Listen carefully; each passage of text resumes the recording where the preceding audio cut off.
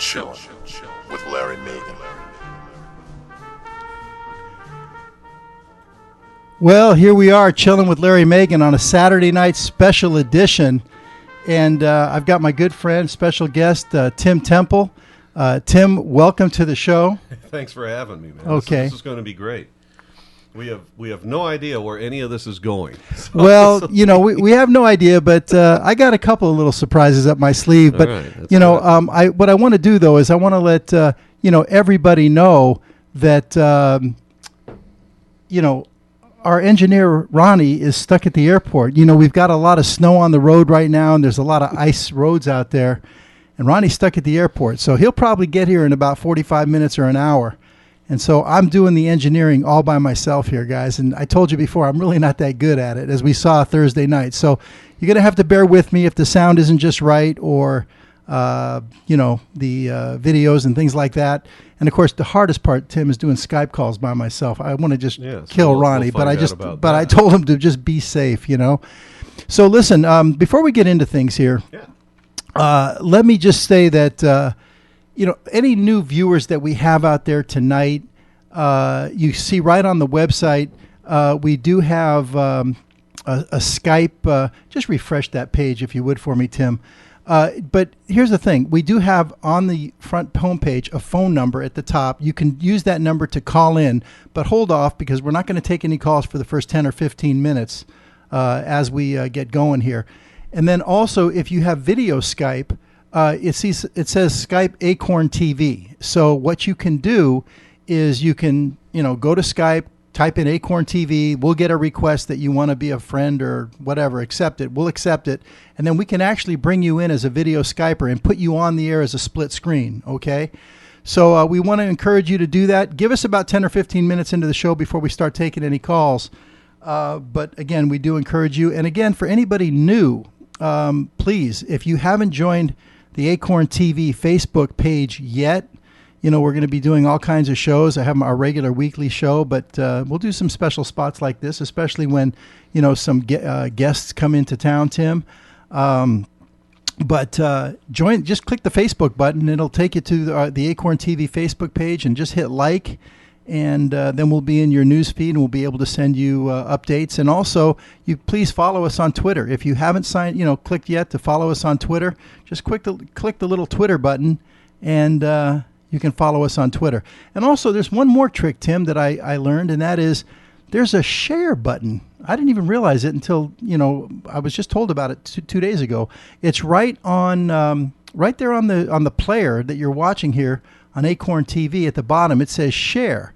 And you can click, it says Facebook, click share, and then hit Facebook. And you could put our broadcast on your Facebook page. And we would do that. Yeah, and we would see. Go ahead, man. Right. But I think it's signed into my. Then that would be kind of redundant. Yeah, it wouldn't work on that computer because it's already signed into my Facebook page. But you know, we encourage you. We hope you'll do that for us. You know, go ahead and share this on your Facebook page, and then some of your friends can see the show right on your Facebook page.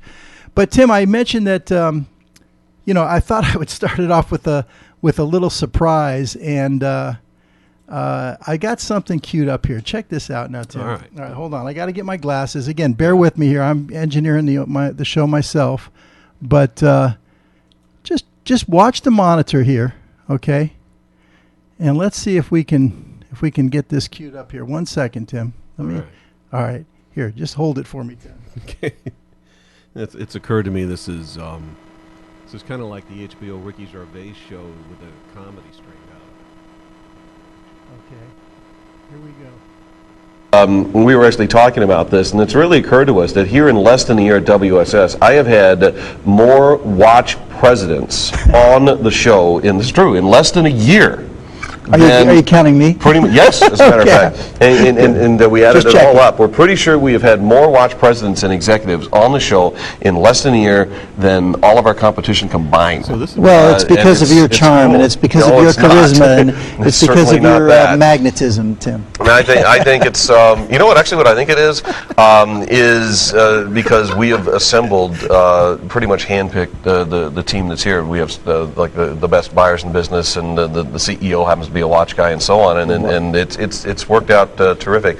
Speaking of watches, I do want to mention next week, and presidents for that matter, once again we're going to be making shopping television history and watch history. We have the president of Gevril, who's going to be joining us in here live in the studio, and this is we're talking about a major luxury brand. This is a guy who makes $30,000 watches.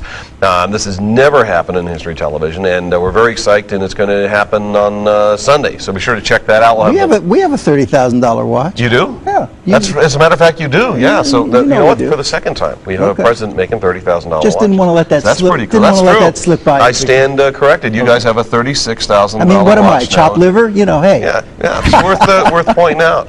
Anyway. So, Gevril, next hour. All right, very quickly, here is a truncated. Well, there it was, Tim. Now, you didn't even know I was going to do that. No, I certainly didn't. You know, and here's the thing about it, Tim, is that I've got probably, I don't even know, man, just probably 50 hours of just, our shows from, that was from 2005, by the way, if you can believe that. But in 6 years, man, did I get fat. Not at all. Not at all. Fit and trim. All right, man, I think I got pretty fat. But that was in the end of 2005, maybe November-ish. Yeah. And that's where we are now. So that's exactly 6 years ago. And you didn't know I have all those tapes, did you? I had no idea. Yeah. I had recorded all the shows. But anyway, that was for old time's sake 6 years ago, Tim and I, on another shopping network. Back in the day. Yeah. But anyway, Tim, listen, I know you have a lot of interests, besides, watches. And on your Facebook page, I was able to, actually pull some images. Okay. And so I thought. That's going to be dangerous. Okay. Okay. Hold on. And then after we look at a few pictures, Tim, I'll open it up for some callers. Okay. All right. That seems more than fair. Okay. All right. So let's see here. We're going to go here, and I'm going to show you some shots, and let's see what we've got going on over here. Okay. Now, first of all, here we go. All right, here. I already went past it here, but we're seeing some of your interest in music, Tim. Talk about this. Well, let's talk about what is immediately on the screen. What you're running through there is actually some stuff I just grabbed with my cell phone. For those who don't know, I actually reside in Nashville, Tennessee. So I'd been in Nashville, I guess for 4 or 5 years now, and I had never been to the Country Music Hall of Fame. So I finally, got to get down there. So I go down there, and it turns out that it is very, very much worth the visit. If you guys are ever in Nashville, go. You'll really enjoy it. And one of the things they have are some of the mixing consoles from the 1950s, 1960s, what have you. And the consoles that Larry just scrolled through were consoles that were used on some of the most famous artists, especially in the 1950s. And it's not a console that resembles it. It's the actual console that some of these very famous tunes, like I can't remember which, I think it was one of the Elvis songs, Patsy Cline recorded on it, and so on. And there is something, as a mixing engineer, which is what I do when I'm in Nashville, that it's remarkable to actually look at a console, and it's a console that's actually historical, that was an integral part of what became music history. And I'm trying to think of some of the other names. Patsy Cline was one. Buddy Holly recorded on one of them. Elvis, people I'm leaving off at the moment. But that's what those pictures were. Now, the guitar was one of Chet Atkins' guitars. They actually currently have a fantastic exhibit, and I think Chet Atkins is phenomenal. If you haven't listened to this guy play, he was extraordinary. You can see why he's such an influence. So they've got a beautiful collection of some of his early guitars. They have that might even have been it, or one of them, like the guitar he had as a kid, and so on and so forth. And of course, then he became the legend. So that's basically what that series of images is about. On the screen currently, that is, I believe that's the one that I think that's the one that they used with the Patsy Cline session. It's on the screen at the moment. Okay. All right. Well, here, I'm going to pull up some other pictures here, Tim. Let me see if I can get this here going here. I've got now you're a photographer too, and yes, I know that, and I saw quite a few pictures out there. 1 second here. Let's go with. Here we go. Let's get this going here. So I'm going to.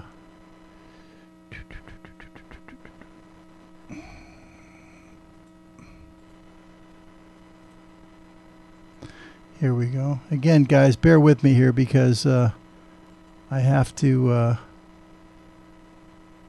do everything myself. We normally have Ronnie here, but we'll get it done here. Oh, here. Listen, I wanted to just here, check out this here, fellas. Oh. 1 second here. See, everything is a trick here. Okay. All right, now let's see what we got going here. Okay. We'll get it here. So, Tim, tell me about your photography while I'm trying to get this thing going on here. Well, I started actually really young, much like music. I got into both photography and music for two reasons. One was that the gear necessary, in my case it was a piano and a camera, were both available around the house. And the other was that no one told me I couldn't do that.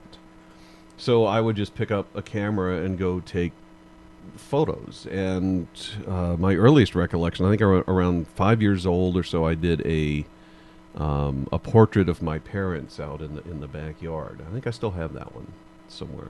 And it just kind of went from there. I actually, for that one, I'd borrowed my dad's gear. My dad was pretty into it. And then I had if you remember, you camera guys, what was called the Brownie. I had one of those for a while. On the screen currently, and I have to tell you, what's on the screen, just so you guys know, is stuff from my cell phone.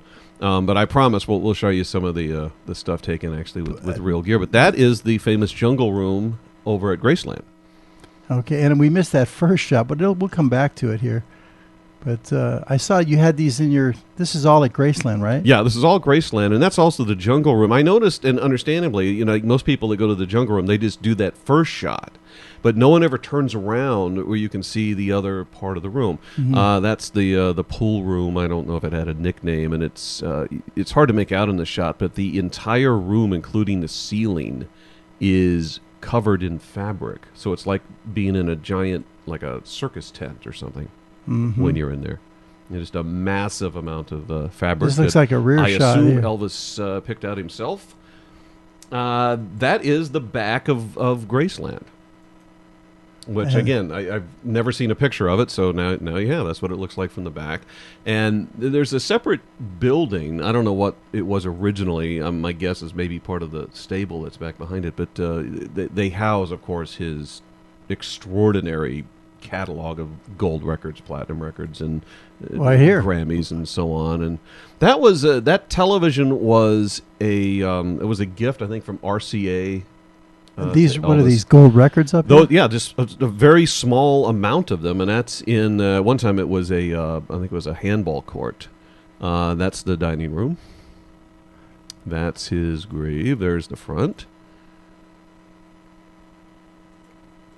That's when you first walk in the front door. This and is that's what right I wanted to right. stop on, because that's a pretty hot shot right there. Yeah, that's just aiming the cell phone, and you keep right on going. But that's his living room, and then the music room right beyond it. That was my one and only visit to Graceland. Though at some point I'd probably go back. And over the years, I've heard people remark that Graceland is smaller than they thought it would be, and that was true for me as well. Mm-hmm. I mean, it's so legendary, and people keep hearing about it, and songs are written about it. And I think you expect it to actually be a much bigger place, but it's not like it's tiny, but it's not a colossal house by any means. Yeah, and of course, the other thing that I know you do a lot of is traveling, and you got quite a few pictures here from your travels. Okay, here we go. I don't know, can you slow that down or start it over? Yeah, it's hard to start it over, but we'll come back to it. Okay. Well, I'll just grab this one. This is actually a portion of one of the color plates that I did in China. So, I'll give you the story behind this shot. I was doing, let's see, the better part of 2.5 week tour in my first foray into mainland China as a photographer, and I was in. I to be honest, I can't even remember the town, but it was this small town, somewhat industrial, but honestly, most towns these days in China seem to be that way. And I had checked into the hotel, and the gentleman that had been my guide for the day, he says, "I have an idea for you." And I see you've moved on here.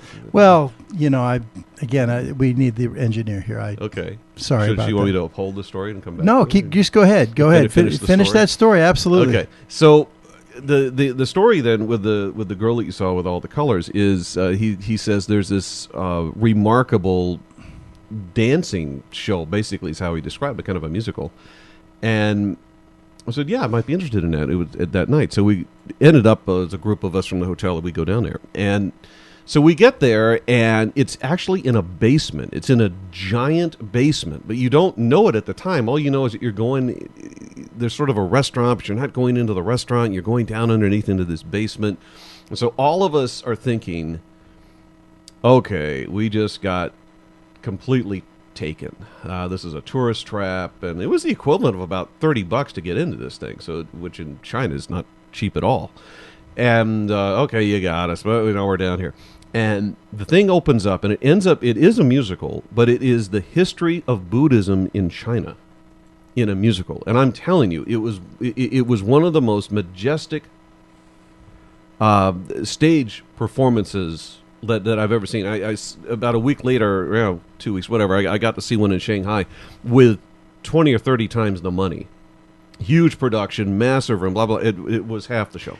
And so anyway, that one close-up, there it is again, briefly, was the...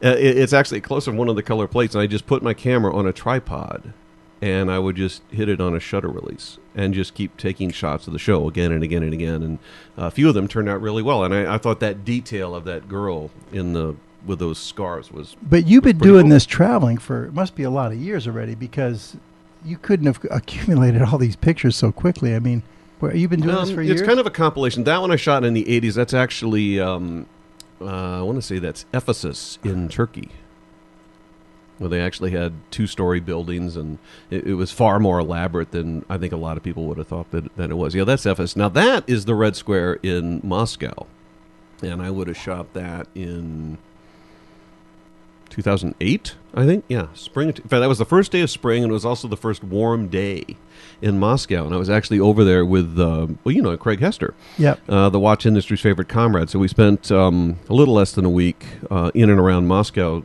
just going to different watch factories and talking to the Russian scene in general for watches.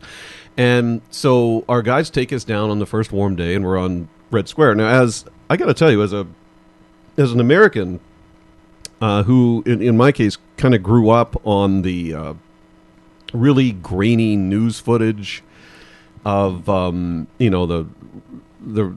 Russia, they're the evil and this and that, and they would have these, which they did. I mean, they had these massive parades across Red Square, and I actually got to traverse the exact track where they were moving the nuclear weapons and all of that. And it's a very strange kind of an experience to walk on that exact ground that you've seen in all that news footage. But the girl blowing the bubbles, there were just the 2 girls that were just out there playing, and they, for whatever reason, were just blowing these soap bubbles. And I thought that was just a really cool juxtaposition to have that kind of an image on the legendary Red Square. And of course, you can see the Kremlin kind of there in the background. So what do we have here, where it came Tim? from. This is Antarctica. It's the only photo I didn't take, but I'm in it. Okay, I saw somewhere down in there. These panoramas are hard to, Yeah, it's hard to squeeze in. But I saw those. You had a picture of all these penguins, which was out of sight. Did you take that one? Yeah, the one you just had on that's the only one I didn't take. Okay, that's taken actually by a wonderful photographer, Alan Chung. And what do we have here? And he and I were down there with Nat Geo, and he actually sent that to me as a gift because I happened to be in it. That is in a Nubian village in the Sahara Desert. What that year? was What year are we talking that would about? have been 99. All right. Yeah, let's see. 1999. Let's just see. Here's some That's of your Antarctica. There's some of your I penguins. took that one. Yeah. All right. That is Barcelona, Spain. That's the one of the gates to the Gaudi Cathedral. And what year are we looking there? That would have been This looks like that's a good London. question. London. That was shot in the 80s. It's probably 1987. You took this shot too? Yes. All right. So you've been doing the photography for a long time. Yeah. Here we go. That's Peru. That's on the way up to Machu Picchu. I would have shot that in 97 Okay. What else we or got? 98, somewhere in there. Let's see here. That's Washington. Oh, that's the Washington Monument. Yeah, there. shot from the Lincoln Memorial. Nicely done. Another one of your panoramas. Yeah, now this panorama I did do. This is inside. It's one of the museums I can't pronounce. This is right in the center of China. It's actually a wonderful excavation. And the reason I chose this particular panorama, I thought it was a great juxtaposition when you've got all of the contemporary architecture, because they're so into that now, and China is doing very contemporary and industrial, and to put this over a civilization that's several thousand years old, I just found it interesting. So that's how that came about. What do we have here, Tim? That is the Grand Canyon. It's actually a moonset. The dot there in the upper portion of the screen is actually the moon descending. That is in, this is Chile. This is northern Chile, and that is a sand dune. It's actually several hundred feet high that has built up between two mountains. And so part of which I did do this after I took this shot, is you just get on that ridge and just walk across this dune, which takes forever. That's outside Cairo. I actually entitled that pic Cairo 5 a.m. What year were you there? When were you there? That would have been 99, I think. Here we go. That is 2008. I actually volunteered at a panda reserve in mainland China for a few days. And in return, I got access to the pandas and stuff. That's in England. That is Castle. I think that's Leeds Castle, I think. That is Patmos, not Patmos. That is Mykonos. Oh, shot on yes. Mykonos, Greece. Yes, I've been there. That is that same play that's in the basement. In the basement? Yeah, it's in the basement of this restaurant. Go figure. Oh, in Mykonos. No. You moved on Yeah. to the Dancing Oh, Girls. okay. That was back to China again. Oh, back to China. Okay. That shot about 4 in.the.morning. That's off the coast of Antarctica. God, it looks like a shot from The Old Man in the Sea. Yeah, it kind of is. And there's, you can see another one of our teams up there at the front of the ship. What's hard to make out in that shot is you could see it coming over the horizon, is that the temperature had arrived at a point where the surface of the ocean is simultaneously freezing and unfreezing, and it results in these millions and millions and millions of what looks like these diamonds that are just floating right on the surface, and it's just skating right through it. Easter Island. And for the record, that shot, the color is not pushed in any way. I actually shot that. It's one of my last forays on film. That was actually shot on Provia, which is a fantastic Fuji film, and it is famous for legendary color saturation, and that was just high res. I think we drum scanned that one, but yeah, the color is what it is. This is that's called The Girl at Jerash. This is shot in Jordan, and I just liked the way it ended up laying out mathematically. But what she is watching, I just found this interesting, is actually a parade of bagpipe players. That this is shot in a very old amphitheater. I'm not even sure who built it. Mm-hmm. And I was in the midst of just generally doing photography, and I noticed she was off by herself, and so I was just trying to get, okay, this will be interesting. Let's kind of get an off-center shot. And then these probably better part of 20 bagpipe players and drummers just showed up and started marching around the place. So that's here we go. Oh, come on, keep it down. I love this shot. Okay. Antarctica, I did this one. These are all penguins up yes, here. There's hundreds and hundreds and hundreds of thousands of penguins. There may be a million. It's tremendous. These are all penguins. And it is unbelievably loud. What would have 'cause happened if they they're would all have attacked screaming. you? They'd have won. Basically. It's molting season, so you have what they call the brownies, which was named, I guess Shackleton's group came up with the name. But if you notice, a lot of them are small and brown, and those That's are the awesome. chicks. And before they become this really elegant tuxedo, they're just brown, and they're in the midst of molting. So there's water flowing through there because I'm down there in the Antarctica summer. So they get in the water, and basically they're rinsing off all the old And feathers and whatnot. what year are we looking at? That on would have been 2000 late. It was November and December of 2004. Wow. Yeah, I was down there for about a month. That was this is one of the famous terracotta warriors in China, and sometimes it's good to just know people. And over the years, I got to know some folks to help me put the China trip together. And they, to be honest, I don't really know how they did it, but they actually got me into the pit with the warriors. And so out of all the people there, I was the only one down there. And you're allowed, it's very strict, you're allowed about 20 minutes. And then you are allowed one camera, one lens. That's it. And then you are heavily escorted the entire time. But I'm actually down there walking amidst those warriors. It was pretty extraordinary. This next picture is actually one of my personal favorites. I absolutely love it. And again, for the record, the color is not pushed in any way in the shot. It was Where shot are in we? Provia. That's northern Chile. And there's quite a story that actually goes with this one. What year was this now? This is early November 2004. Okay. And we were told that there would be penguins out in this salt flat, and the penguins, flamingos, which is what those dots are in the shot. It's actually flamingos. And so we are awoken about 4 in the morning. When I say we, myself and the rest of the team. So we're piled into this van, and the local guy is taking us down there at one point because we're looking over his shoulder, it's literally 70 miles an hour. And yes, that's very good. It's like I'm looking actually at the screen right now. And so Modern technology. we're on a dirt road Okay. in pitch black. Just Okay. like, we're thinking, and to this day, he may be the single greatest driver that I've ever been in a vehicle with. It was unbelievable through loose gravel at 70, with no exaggeration, 70 miles an hour. So we finally arrive at this place, and it's apparently tourists do go there, but they all go during the day. And during the day, this looks pretty bland and nondescript. But what it is, it's a salt lake in northern Chile, and it's about 6 inches deep. And flamingos absolutely love it, and they spend the nights in it. And the moment the sun comes up, though, they take off. And then within a few minutes of that, the light completely bleaches out all of the color, and all of this is actually gone.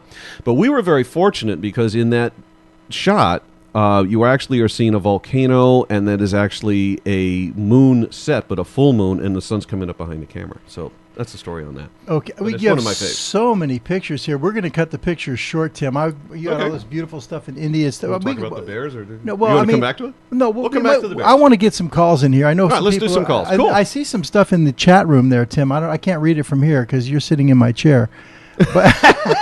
But that's You want to okay. switch? I'll sit over there. No, I don't, Tim. But Okay. this is the last one. The Bears. All right, we'll we talk got to about the talk Bears. about the Bears. What's the Bears? The bears are shot north of at Norway. Well, actually, they're shot about 600 miles off of the North Pole. I would have shot them summer of 06.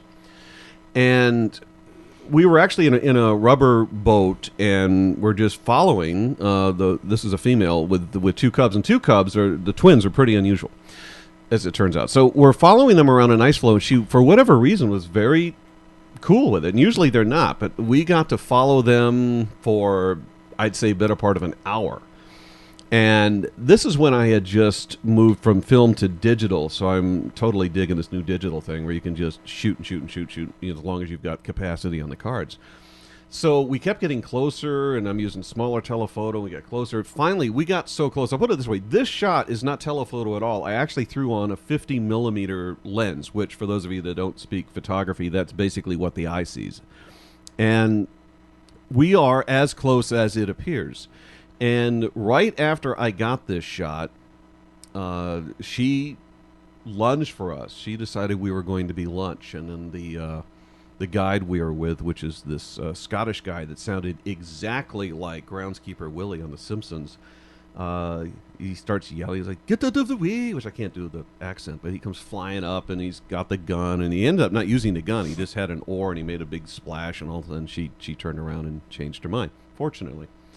But I really like this shot because I was the only one that got it. I mean, hundreds and hundreds of frames are being taken. There's probably, I guess, half a dozen photographers with me. But just for that split second that one of the two cubs looks like he's waving. And I always thought this would be a good thing for the Norwegian government or something. You know, come to Norway and have that bear waving or something to that effect. But that's the story behind the shot. Listen, if anybody wants to go ahead and call us, have any questions for Tim or myself, by all means, feel free to give us a call now. You see the number on the screen. If you have the ability to video Skype us, we'll put you in the show. So go ahead and give us a call here. I've got Skype open, and the phone line is open, and we'll take a call if anybody wants to ask Tim any questions about whether it be watches or, whatever else is going on. Tim, another thing, too, is I know that, you and I sometimes we talk about music, and it may not always be the same music that we dig, but you dig all kinds of music. Yeah, I really do, actually. I think that it obviously I like some more than others, but yeah, I think you can really glean interesting things, influences from just about any genre. No, I know you go back to like 1930s, 40s. Yeah, stuff like that. And the first band I ever played in actually was a big band, so I actually played a lot of that stuff. Mm-hmm. Yeah, well, I'd like to get us okay, here we have someone coming in, it looks like, here. Okay. Oh, no, someone... See what happens. Let's see what happens. It's from the 818 area code. 1 second, Tim. I'll handle it. All right. 1 second. All right, who's calling? 1 second. Somebody there? I'll be trying to put this on the, just get them on the air. Let's see. Okay. Caller, are you there? Let's see. Are you there? Okay, there. Are you there?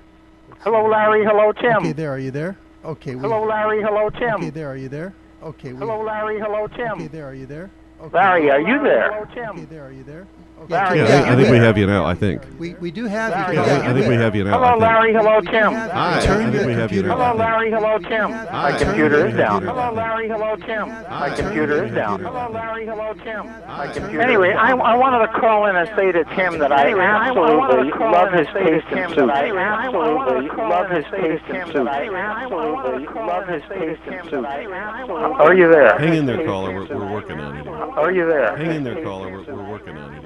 Are you there? Hang in there, caller. We're working on it. Are you there? Hang in there, caller. We're working on it. Are you there? Hang in there, caller. We do hear you, Are you there? but I'm trying to get rid of all this echo. But I'm trying to. We do hear you. I wanted to tell Tim I love his taste in suits. I wanted to tell Tim I love his taste in suits. I think you said you love my taste in suits. I think you said that you love my taste in Yes. suits. And I watched the show just Thank you. yes. That's very kind of you to say. I appreciate it.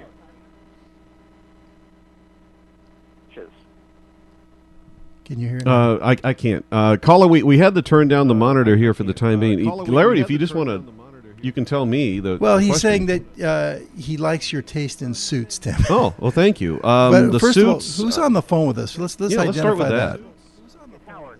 It's Howard. Howard, how are you, Howard? Must be from Los Angeles. Yes. Well, Howard, I appreciate you. Oh, Howard. Howard, I appreciate Yes. you. Howard S. Howard. Yeah. Yes. Howard. Howard S. So, well, thank you about the suits. Most of them they're actually done for the most part by a guy that builds suits for some of the NBA guys and some of the hockey players. The NBA guys. Oh, well, they're impressive, especially your shirts with the initials on the cuffs. We don't miss any of this. We don't miss any of this. He likes the shirts with the cuffs, that kind of stuff. Cool. I knew this was going to be crazy for me to try to do the Skype call. I just don't have this system down. Ronnie is going to be here. Well, we'll hang out. We'll hang do out. it, Ronnie, but, our engineer, is coming. He got stuck in the at the airport, but he'll be here tonight. And when he walks in the door, I think that would be the time we should try to do some phone calls. Because so Howard, call back, I guess, and we'll get you. But I appreciate the call and the compliment. Thank you. You guys take care. Thank you, Howard. Bye. Thank you, Howard. Yeah, let's wait till we get. I we knew get it was the a engineer little, involved. little too ambitious. Well, you got a lot going on here. Well, the funny part is you're the sound engineer, Tim. Behold the irony. Yeah, that's what I do in All right. Nashville. Though to be clear, I don't do live. I just do what's called a mix engineer. So if you have existing tracks, Yeah, but then at I least mix them you down. understand the mixing board. I'm looking at this mixing board, we've got the Skype on another computer, Right. all these wires going in there, and I thought I had it figured out, but unfortunately, no luck. But here's what I want to do is, in another, I don't know, probably 20 minutes or so, we'll have our engineer here, and if you want to call in, we're going to hang out. We'll take some calls, and we'll get it done right. Sorry about that, but I have a lot to learn, Tim. It's a journey. It's an You know. adventure. Absolutely. Well, listen. Larry, every time I sit down in a mixing console, I learn something else. Well, It never stops. and listen, I don't want to waste more of your time on the air, but here's what we'll do, because I know that Ronnie is on his way. He texted me that he's on his way, but right now the roads are a little icy and they got to drive slow. Yeah. But from the airport, but Tim. Whenever I do a Chillin' with Larry Megan, I always show a little bit of classic films. Sometimes I'll even do a half hour of it. I'm not going to do that tonight with you here, but I got just a little flavor. I picked out something that I thought you might get a kick All out right, of, and I know you don't let's really check go. it out. I know you don't really go for the old stuff, like I do. But I want you to. I just, enjoy it. I agree. I don't think I to the extent that you do. All right. So anyway, here's what we're going to do. One second here. We're going to first go to the classic film zone, and then I'm going to surprise you with one. All right.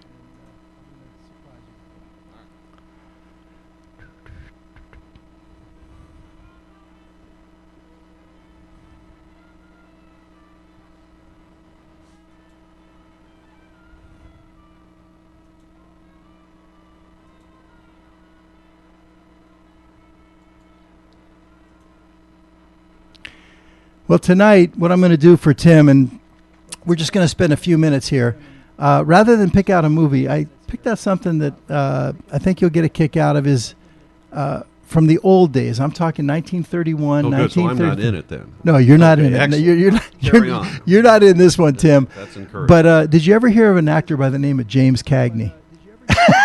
I've heard of that. I know that you up have. and comer. He's like in the AFI, American Film Institute's all-time screen legends. He's in the top 10, number 8 of all time. So he's a big name and everything. But he was famous for playing gangsters. But I didn't pick any of his, where's you dirty rat or shooting guys with I guns. once heard he never actually said that. Well, there is in one I was going to use. He says, you dirty stinking rat or you dirty filthy rat, But I didn't do that. But instead, from a famous movie, and it was called Public Enemy. It was in 1931 by Warner Brothers. This famous scene of James Cagney, and what he does is he's playing with Mae Clarke. Okay, so here's what he does. Okay, he's sitting down for breakfast with Mae Clarke, and we'll get it going here. See if you like this. If I can.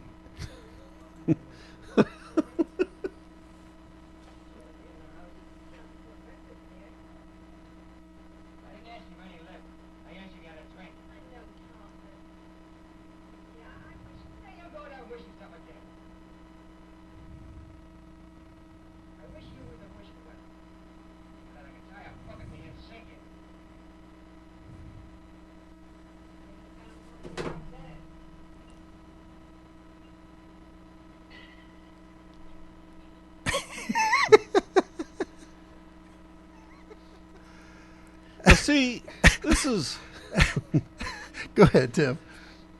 like, chivalry isn't dead after all. Yeah, here, a little replay, Tim. Check it out. Yeah, yeah. We need a second look at this, Larry.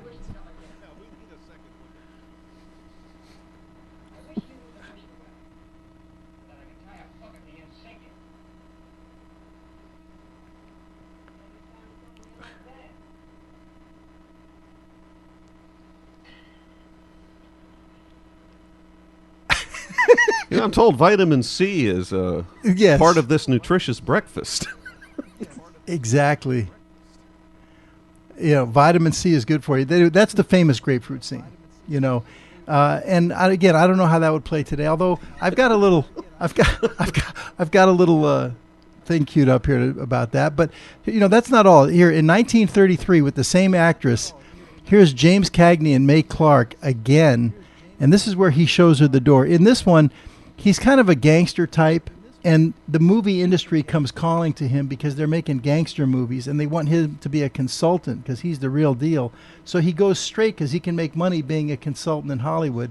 And Mae Clarke is a woman that really knows him from the early days, and she's gonna divulge everything about his real past and everything, and could blow his whole gig and making money. So this is Mae Clarke and Lady Killer with James Cagney. Let's see if we can check this one out here. 1 second here.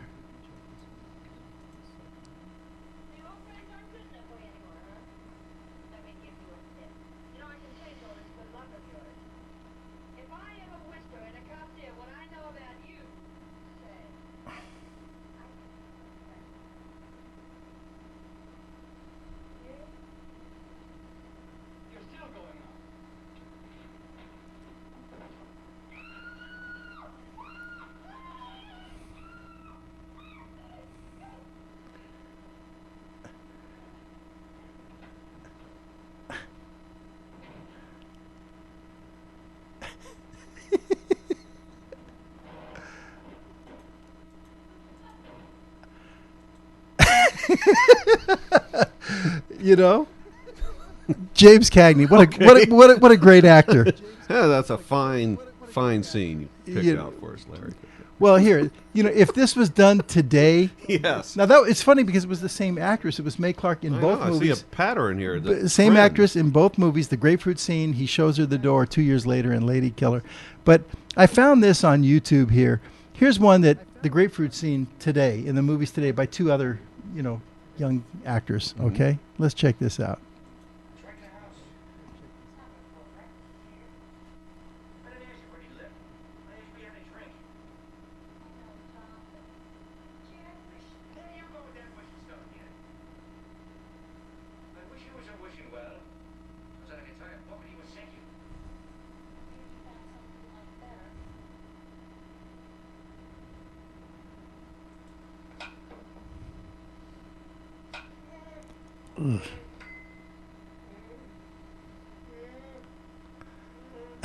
A little ode to the Three Stooges there. Yeah, but you mean with the sound effects. But that would be the grapefruit scene today. The woman would stand up and, fight back, right? That's right. Anyway. Enough of the fruit. Anyway, but see, to me, those were the good old days. I mean, those were the... Go on. No, but you know what I mean. Come on. Those were real movies, But anyway, I thought you'd get a kick out of that. But, James Cagney wasn't all tough guy. Here's a quick shot of James Cagney with Bob Hope. And this is in 1955, The Seven Little Foys. Have you seen this?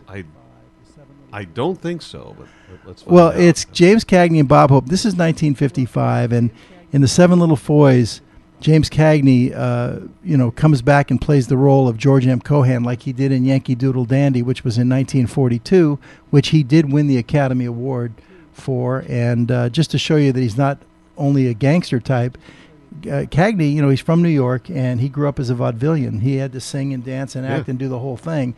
And in Yankee Doodle Dandy, he did a lot of singing and dancing. And then 13 years later, he did this film as a favor to the family of Eddie Foy. It was called The Seven Little Foys, and it was a tribute to Eddie Foy. And Cagney did it for literally for nothing. And anyway, here it is: Bob Hope playing Eddie Foy, James Cagney playing George M. Cohan. This is 13 years later, and at this point, Cagney is 56 years old when he does this scene. All right, so let's check this out.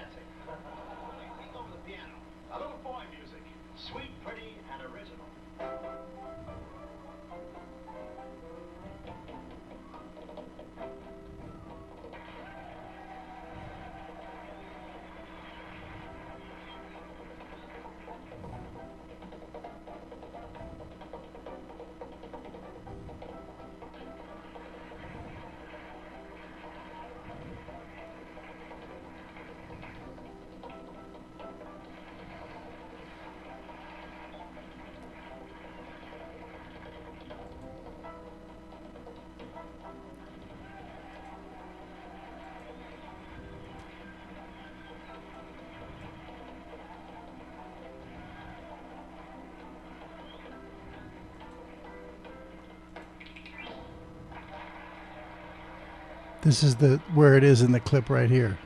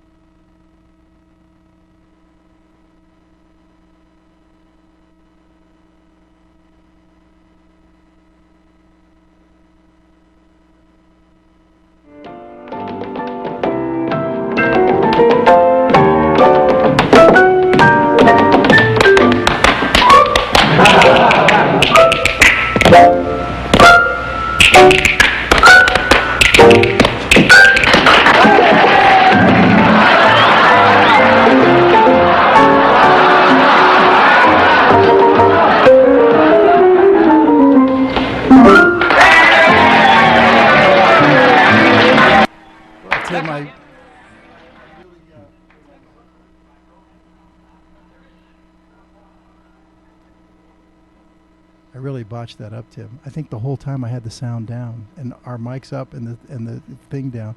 That's why I got it. We got to have an engineer here. I can't. You really do. Yeah. I can't do it. I mean, that's not what I do. Anyway, Sean just texted me. You have no audio. Anyway, Sean Wilsey texted in. Asked him to talk about the CVN days. Now, I was nowhere out here. I was on the West Coast at that time. So tell me, what was CVN, Tim? CVN was actually, I guess it's fair to say, the second. Historically, it was the second network that became huge with Home Shopping Club, which was how things all started. We now know it today, of course, as Home Shopping Network.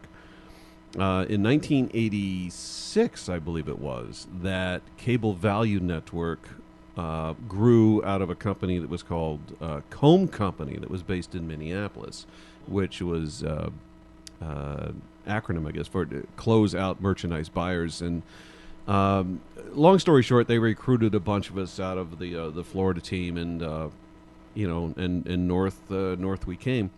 And so CVN basically grew out of that, and it was where a lot of things were developed that you'll see today. Like, for example, the what in the industry is called the L graphic. I mean, a lot of that was developed at CVN, and certain techniques for the videography and moving the host around, and even going with wireless microphones and so on that we do today that everyone just kind of takes for granted.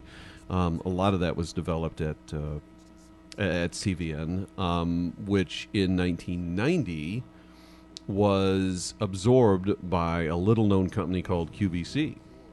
And what were you selling in those days? It wasn't watches, was it? Watches were there, but you didn't have what you saw today. I mean, if you think about what's, where you and I are both known for watches today. And speaking of Sean, who I know just texted you, right? Sean Wilsey was actually doing the first watch show. I get asked that, but to which we'll come back to, because we'll talk a little bit about the history of that. But in the 80s, we were selling. That was another thing that kind of developed at CVN, was shows that actually had a theme. Because if you go back beyond that, in the early days of HSC, it was a completely different attitude, where they very deliberately did not have any rhyme nor reason to a show, because, as we were told behind the scenes, the reason people will tune in is they never know what they're going to see next.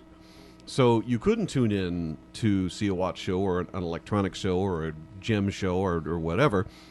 because they didn't exist, and that's something that we developed over time at Cable Value Network was the theme shows. So we would have gold at the time was a big deal in the industry. So we had a lot to do with that, gold jewelry. Gemstones were starting to come in, and we had collectible coins, stamps, electronics. Give us some juicy stories, Tim. Now, you were there, Sean was there. Who else was there? Come on now. Okay, well, all right, let's name some people that folks might know. Skip Connolly was there. Okay. Karen Connolly, Carmela Richards, Bill Is that the Fahey. same as Carmela Sterling? Yeah. Mm-hmm. Who's now a guest on Shop NBC? Yes. Right. Yeah, she was there. Karen Connolly, Skip Connolly, Bill Fahey. May he rest in peace. Yes, the late, great Bill Fahey, for sure. He was one of the pioneers. He was there. Steve Siddall was there. Mary Beth Rowe, now over at QVC, got her start at Cable Value Network. And did you ever work the overnights where you were going sure. for like 5 hours straight and things like that? We'd gotten away from that, actually. We were doing a lot of 3-hour, 4-hour shows by then. If you go back to the really early days, we were doing 4-hour shows and 6-hour shows. Was pretty commonplace. And fortunately, we don't see a whole lot of that anymore. And in those days, I know I was doing some home shopping in '96 in L.A. at a small, tiny station, and, I would do 5 hours straight standing. Sure. We used to stand. There was no sitting behind desks and those kinds of things. CVN did a lot of standing, and it's been bandied back and forth. I mean, as I look at it now, I can do either, but I actually prefer the desk motif. I just think that it flows better. Okay. All right. Well, listen, if you guys want to, unfortunately I can't do the phones right now. We'll get our guy here. We'll be able to do that. But until then, we do have the chat board right here on the screen, right over here. So if you want to type in some questions in the chat board, you can do that. Sean, you've texted me a couple of times, and I thank you for that because I didn't have the audio up when we were playing the clip because I'm really not an engineer. But in any case, if you have, I can't read the chat board from here, Tim. No, we haven't gotten the question over there. Oh, for okay. A while, All right. That they wanted you to do commentary over the clip. Oh, okay. Well, I could do that. On my regular shows, though, I just like to let the clips play so people can see it. But, yeah, we can do commentary over the clips. But that was it for the Classic Film Zone. I just did a little taste of James Cagney. And I'm sorry that when Howard called in, it was nice of Howard to call in. What does he say? Ask Tim. Here's Sean Wilsey. Boy, he's helping us. Sean, I got to get you in here. Yeah, you should. I would you love would be to, a great guest. I would You love to get absolutely Sean in here for sure. Ask Tim about Capodimonte. Oh, Capodimonte. Capodimonte. Capodimonte, yes. That's an interesting topic. That actually goes all the way back to the early days of HSC, and CVN picked up on it in a major way. But Capodimonte, for those not familiar with this product, was, I guess you could call it porcelain. I mean, it was made out of clay, I suppose, originally. And it would be, depending on how much you were willing to spend, it would be these increasingly huge and garish bouquets that were entirely porcelain, or sometimes they would just appear to be a giant bouquet that would just sit like on a table or something, and other times it would be like in some kind of a container. Anyway, the part that I always appreciated was we were given the specifics to the details of Capodimonte, which I have to this day never forgotten. This is going back to the pre-CVN, to be clear. This one was going back to the days of HSC when we were told to share with the viewers the story of Capodimonte, which is that Capodimonte meant top of the mountain in Italian, which actually I do think it does. My Italian is a bit limited. Though I am now working on that and getting better, thanks to Violante Placido, which is another story. But anyway, we were told that with Capodimonte that it was top of the mountain because at the top of the mountain there was a monastery where monks made the Capodimonte, and it was a secret process that the monks would pass on to their sons. Okay. The end. That's the whole story of I've got Capodimonte. another one here. I got another one. I got another one from Sean. Okay. Yes, that's good. We have at least Sean is participating. No, we appreciate that because We do. Well, Sean knows you from the old days. He you know. does. I mean, Sean I know and you go from the old days, back but in he the knows day, you man. from the ancient days. Yeah. But ask Tim about working on the cruise ships. Yeah, for a while, on and off, I did basically what I do now. It was if you think of as what is now, I guess, been named video retail. There was such a thing, and there is still, I believe, on cruise ships. So I did do that for a while. And this is a strange story. I'm one of the relative few people that has ever seen someone go overboard from a cruise ship. What were you doing on the ship? I was actually, well, at the time, it was roughly midnight. I was actually just standing out on the deck, and this was formal night, so there's a lot of gowns and so on. And formal night in and of itself is actually a fascinating essay, I think, on the human experience on cruise ships, because just the way the word formal is interpreted is interesting, because you'll see anything from very elegant tuxes and gowns into this all matches because everything is blue. So there's just this huge array. Anyway, the point is, so I'm standing out on the back of this ship. In fact, it was deck 8, and it's what they call the donut deck, which is the deck that goes all the way around the ship. So if you ever wanted to walk or jog or whatever, that's what a lot of people did it on. Anyway, so it's about midnight. I'm just looking at the ocean, whatever, and down the deck about halfway, there's this couple that's arguing, and you see this fairly often actually on cruise ships. And so no one really pays a whole lot of attention, and they're getting louder and louder, and then all of a sudden she gets up in this flowing white gown and climbs up on the railing and dives into the ocean. And we are in the middle of Shark Alley in the Bahamas. And I know you didn't jump in. I did not. I most certainly didn't. I know But that. I did start screaming, man overboard, which, for the record, by the way, if you're ever in that situation, irrespective of whether it's a man or a woman, you are to yell man overboard. You are actually trained to do that. So I started yelling, and within moments, the emergency signal had gone out, and the captain comes on the PA, and he says, "Ladies and gentlemen, we have a man overboard. Hold on." And they threw 27,000 horsepower into immediate reverse, and you could hear every glass, and every bit of china, and every liquor bottle breaking in the whole ship. It was it's very surreal, and it takes a while to turn this massive thing around, and Absolutely. they finally did. And 40 minutes later, she actually survived, and they pulled her in. Well, Tim, we've come a long way, you and I. We went back, about 7 years, with the watches and everything, and we're still selling watches, Tim. Yeah, it's that thing has grown astronomically. I started to talk about Sean Wilsey earlier, who's a terrific guy and a great host, and you absolutely should have him on your show. I want to. And he is one of the original watch personas or watch host. He did it before I did it. I've often been asked if I'm the original, or people kind of assume that I am, and I'm not. And if there's one of two, Sean Wilsey would be certain one of them. It's arguable that Danny Blair, who some of you know as the watch commander, may even have predated Sean, and I'm not really Well, I can tell sure, you, but they were both ahead of me. I can tell you exactly when Danny Blair was doing watches. Why, and how long ago was he doing them? Well, because I used to follow Danny at Panda America. Danny would do his watch show from 11 p.m. to 1 a.m., and then I would come on and do gems and jewelry. Yeah, but in what year? 1996. 96. So Sean, call us or text us or something and tell us if you did them. Because Yeah. Sean and I weren't working together in 96, so I don't know if he was doing them or not. That was in 1996, and I was doing them in 98.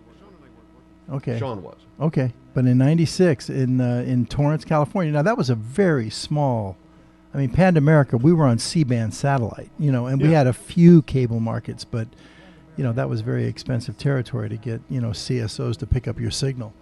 But I would follow Danny, and Danny would, Danny and I got along great. I liked Danny a lot, and he was a surfer. I mean, Danny was a hardcore surfer. And he looks it. He was a hardcore surfing dude, man, and he'd come in there and, he'd say, do his, I take this watch out in the water and, all that kind of stuff. He was selling Sectors, and he had Invictus too. Mm-hmm. He had Invictus in 1996. I didn't know, much about watches in those days. I was into the gemstones. I was into the rocks. I love the jewelry. I love the gemstones. I mean, that's really, if you're into the gems, it's kind of an addiction. What do you think drew you to gems? Is it the science? Is it the look? What do you like? I kind of stumbled into it, to be honest with you. I remember when I took that job, at Panda America, I answered an ad in the paper.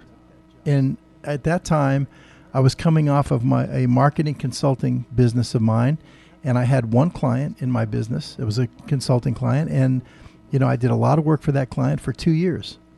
And that one client, I made a darn good living off of that from 94 to 96. And I guess I had just outlived my usefulness with that client. And they actually, I don't know if they're still using that marketing program we set up back then today, but they used it for, at least 10 more years after I left. But after I was no longer needed. And, the problem is when you have one client, if you lose that client, you have none. Then you're down to none, and you're in trouble. But you're still with a client. You're still kind of working for yourself. You are working for yourself, and the thought of working for somebody else wasn't, a great thing. So I thought, well, what I have to do is I have to take a part-time job until I can find another client, right?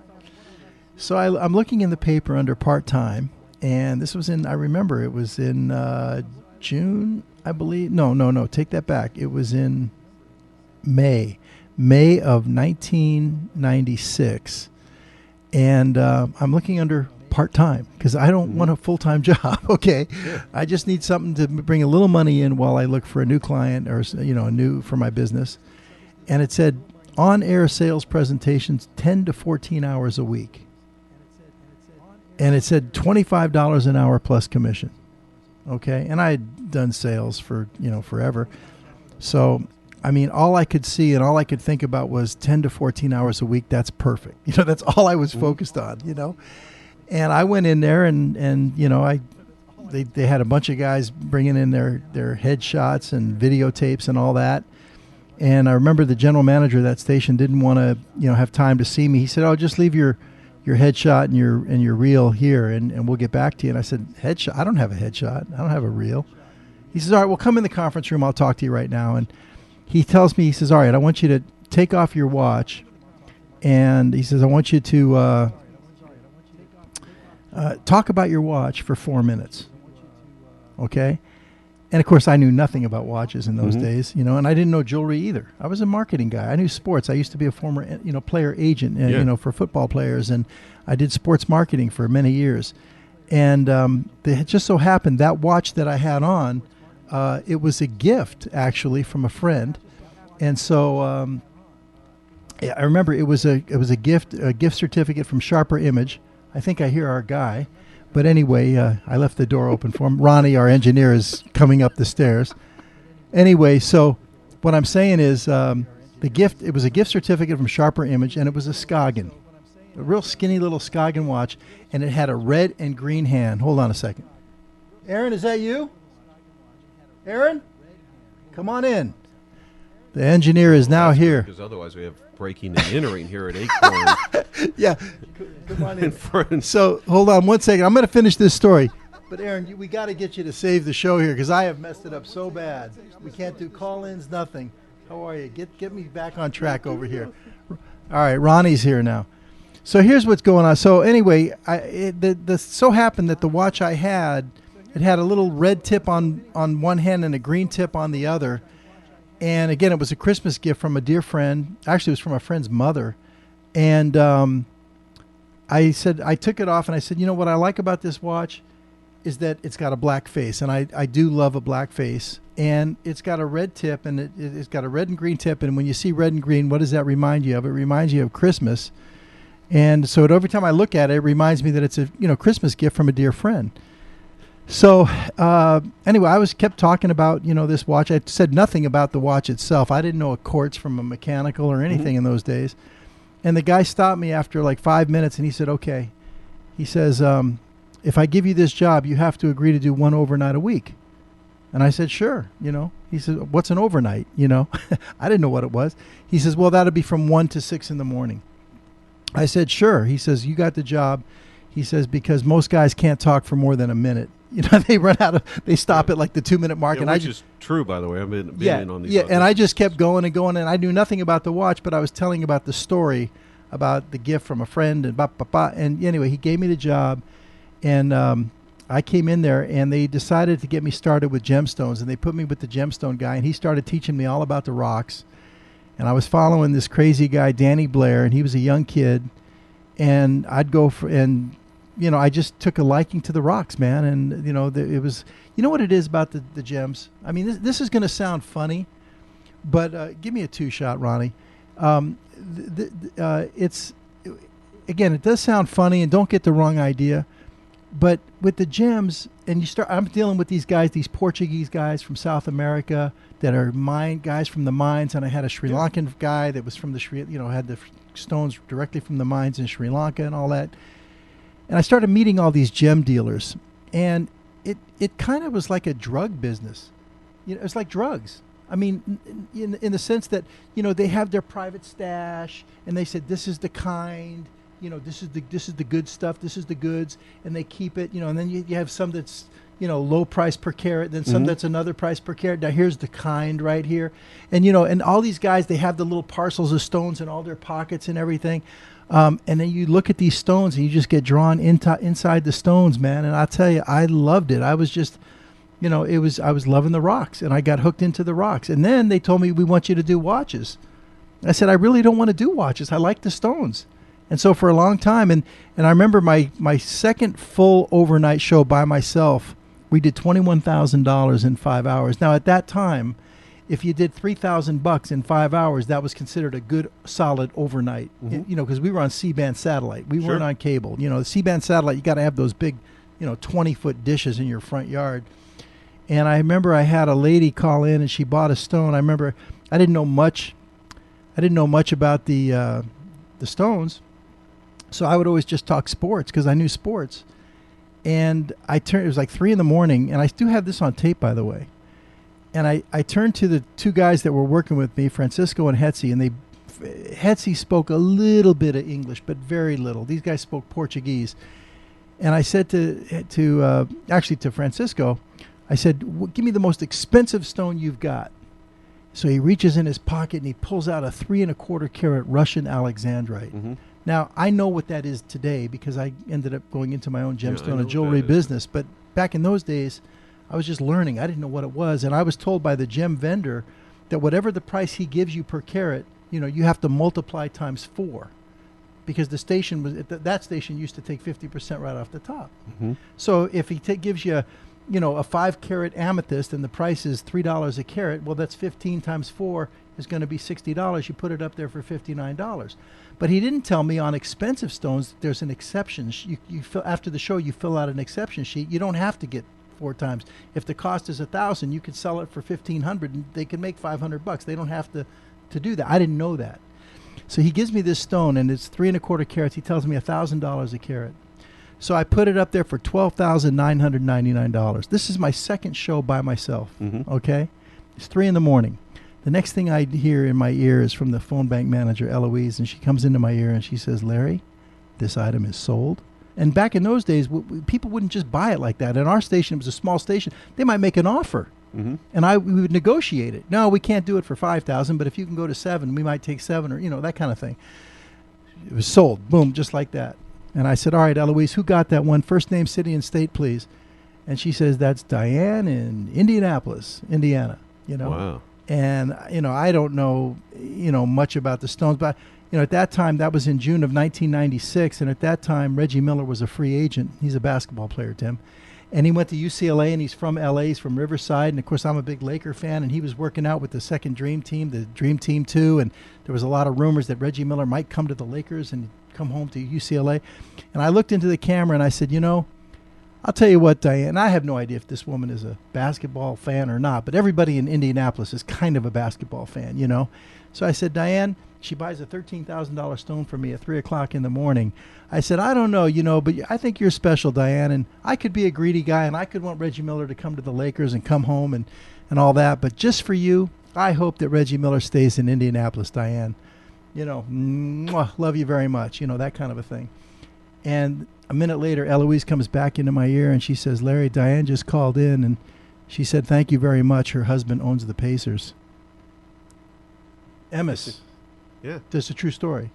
And over the next couple of weeks, she bought over $100,000 worth of gemstones from me. Wow. Yeah. And Marty, he called, Marty was the owner of the station. Kind of a crook, to be honest with you. But anyway, I don't know what he was doing. I tell you what, I got away from that guy as fast as I could. But anyway, no, seriously. And, you know, these stories are crazy, but it's true. And Marty would call in right at 6 o'clock in the morning. He'd have his alarm go off at 6 because my show was from 1 a.m. to 6 a.m. And a good show would be $2,000 or $3,000. So he calls in, and Eloise takes the call. And how much did Larry do? $21,000, you know. And he says, put Larry on the phone. So I come on the phone. I say, hey, Marty. He says, how'd you do? I said, well, we did $21,000, Marty. He says, you mean $2,100? No, Marty, we did $21,000. How could you do $21,000? Well, we sold a $13,000 Alexandrite. So he came in that day and he put me on the schedule. All of a sudden, from that point forward, I had 5 overnights a week. And I was going for, and all of a sudden I'm learning 2 new businesses. I'm learning DRTV and I'm learning gemstones and jewelry. And I stayed with those guys for about 10 or 11 months, and then I left and started my own jewelry business, which I had for 2 years. You know, but all right, we got a little off the subject there, but you see, it doesn't take a lot to pull it out of me. It really doesn't. But we have an engineer now, a gifted engineer, so maybe we could try like phones. I'll tell you what, Ronnie, I am so glad that you are here because we had someone call in. Howard called in. Howard, if you're still watching, please give us a call back. Still with us. The thing is, they called in. I had echoes going on. I didn't know what was going on. I couldn't figure it out. I mean, you got to be an airplane pilot to work this stuff. Well, we do have some questions over here while we're studying that. And seriously, guys, call us, and if you'd like, we'll try to get you on. I think I filled enough time, Tim. Let's see. I got 1 million of them, I'm going to skip down to a question I can sort of answer. Evan asked, is Danny still around? I know Tim worked with him. I've actually worked with him in a couple of different networks. I don't know, to be honest, what Danny's doing now. I mean, I know he was. I assume he's still involved with Oceanaut. Mm-hmm. He did return to jewelry television for a while. I don't think he's there anymore. And he also did a stint with Liquidation Channel out of Austin, and that was a while. Well, I mean, at the moment, I don't know what he's doing. Well, I have Danny's, cell phone number. I mean, I haven't talked to him in a little bit, but Danny and I are friends. I mean, we got along real good, and like I said, he was a real surfing dude in those days. And also, at that time, like I said, I would follow Danny right after him, and then coming in after me, I would go from 1 a.m. to, not 5 a.m., 1 a.m. to 6 a.m. I had 5-hour shows. His uncle would follow me from 6 a.m. to 9 a.m. every morning. And his uncle did antique and estate jewelry. Mm-hmm. And I started out with I got into the gemstones. I started learning like crazy. I just loved the gems. But his uncle was into antique and estate. That was Jack Jackals. That's Danny's uncle. And Jack was the nicest guy in the world to me. I mean, I love Jack. The guy took me under his wing. He was teaching me all about, the Art Deco period of the 20s, the Art Nouveaux, the Retro Decos of the 40s. I mean, you name it, man. I was loving, learning about the jewelry from Jack. He was the nicest man. And, it's kind of sad because a couple of years ago I ran into Danny at JCK, and I said, how's your uncle, man? Because Jack was the coolest guy in the world, at least he was to me. And he told me, Danny was with his wife, was Frances. I've known Frances since, his wife since 96, and I think she's a great lady. She's spectacular. And anyway, Frances was standing right there, and she's like shaking her head. I said, how's Jack doing, man? And Danny and Frances is over there going, no. He goes, I'm not talking. Jack and I aren't talking. We don't talk anymore. I mean, it's kind of sad how, uncle and nephew. But you know what? When you talk about him, training you with Art Deco and so on, I mean, it's such a natural tie-in for what you love. Listen. In film. Can I have that book there? I want to tell you something. First of all, let me do a quick shout out right here. Anybody see how many viewers we have? Do we have any viewers? Can you see how many viewers? No, do we have any viewers? How many? We got 26 viewers. Well, look that's great. I just got this. It just came yesterday for me. This is. I don't know if we can see this. I'm going to hold it up for the camera. Look at this. Jewelry International. Okay, it is spectacular. A hardback coffee table book. This is the new version, and it was sent to me by my good friend Cece. Mm-hmm. And I just, I know Cece. I know you're not watching because she doesn't even know how to turn a computer on. God bless her soul. But her daughter does, and maybe her daughter could be watching. So, Junior, if you're watching, please tell your mom, thank you so much for this book. I love it. It's all about jewelry. Of course, it's published by the same company that publishes Watches International and, of course, Grand Complications, all the watch books.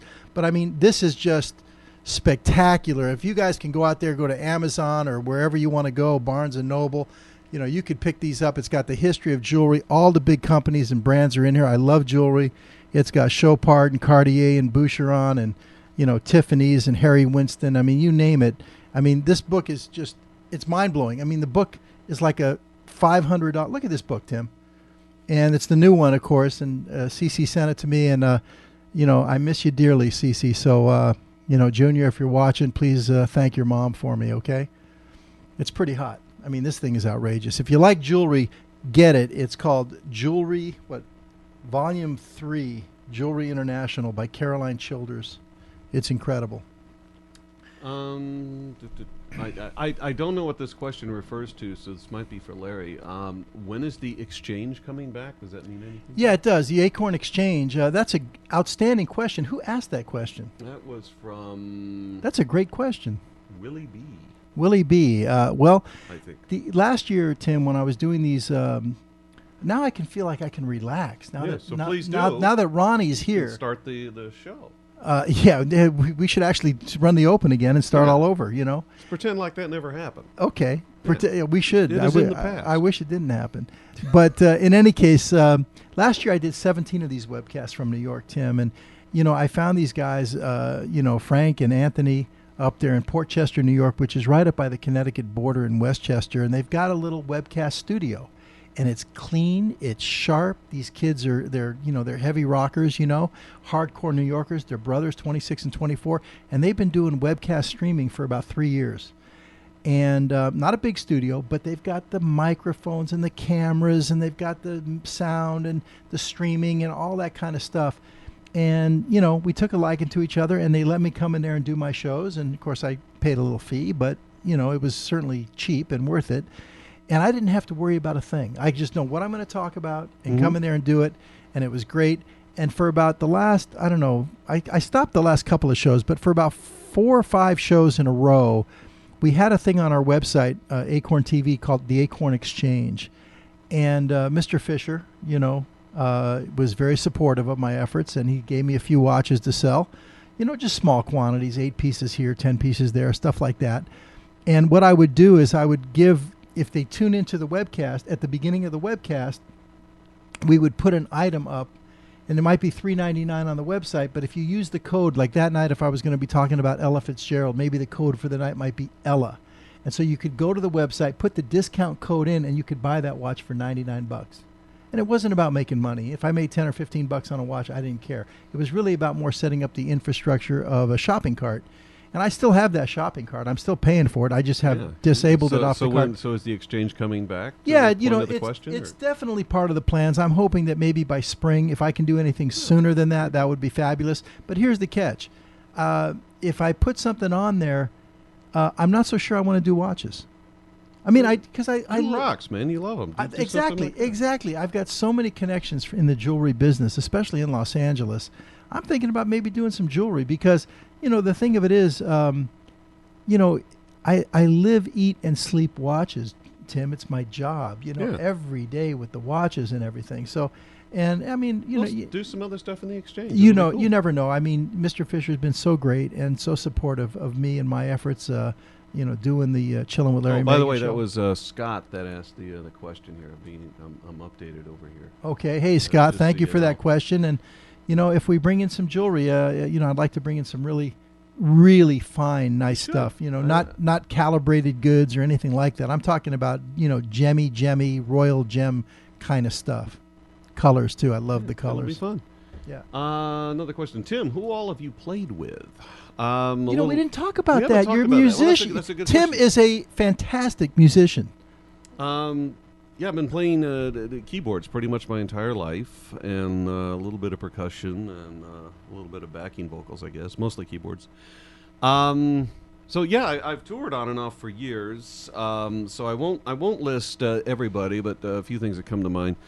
I did the last national tour for a band that was regionally a big deal, which was called The Heat in the early 80s. I did the last national tour for the Hollywood Clones.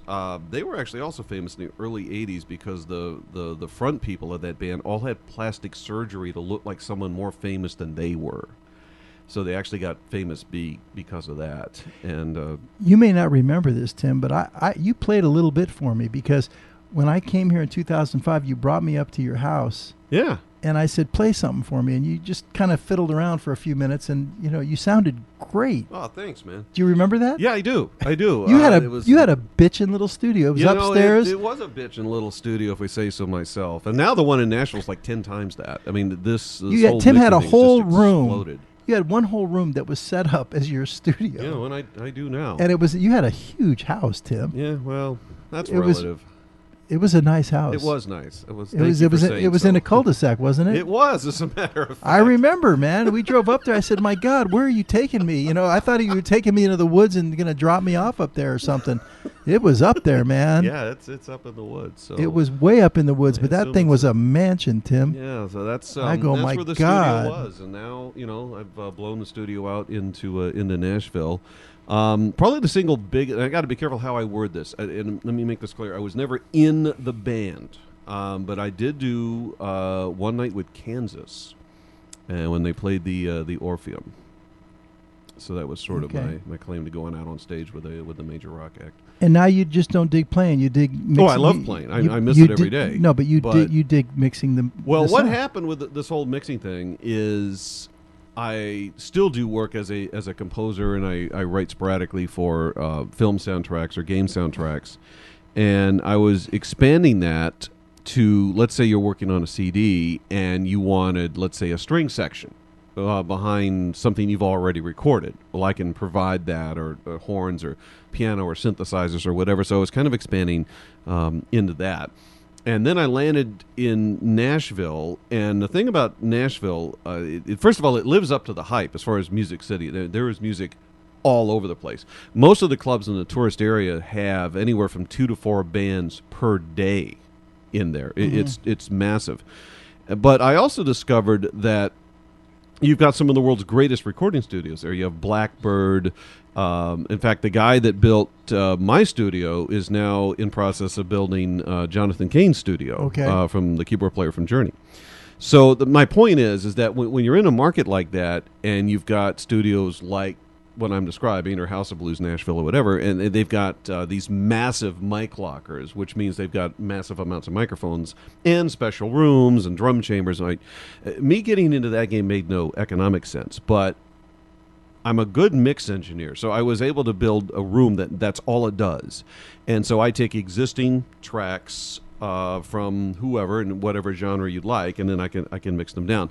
So I've done that, and then sort of like what you saw, only in a bigger scale, where I've got a lot of my vintage synthesizers. And you had a drum so set on. up in there. I still have that. Yep, I have the drums, and then the vintage. I'm a big Oberheim fan, so I got 3 Oberheim synths. What's an Oberheim? Oberheim is a great vintage analog synthesizer. It came out, I guess, late 70s, early 80s. Probably most famous for Styx, when you think of the famous Styx songs, that really lush, heavy synth sound. That's all Oberheim. All right. And maybe some Mini Moog thrown in there. So stuff like that. But anyway, yeah, so that's what I've got in the room currently. A couple of times you've accompanied me over to the Guitar Center. Yeah. Lately. Well, you got it. You have the pilgrimage. What do you mean the pilgrimage?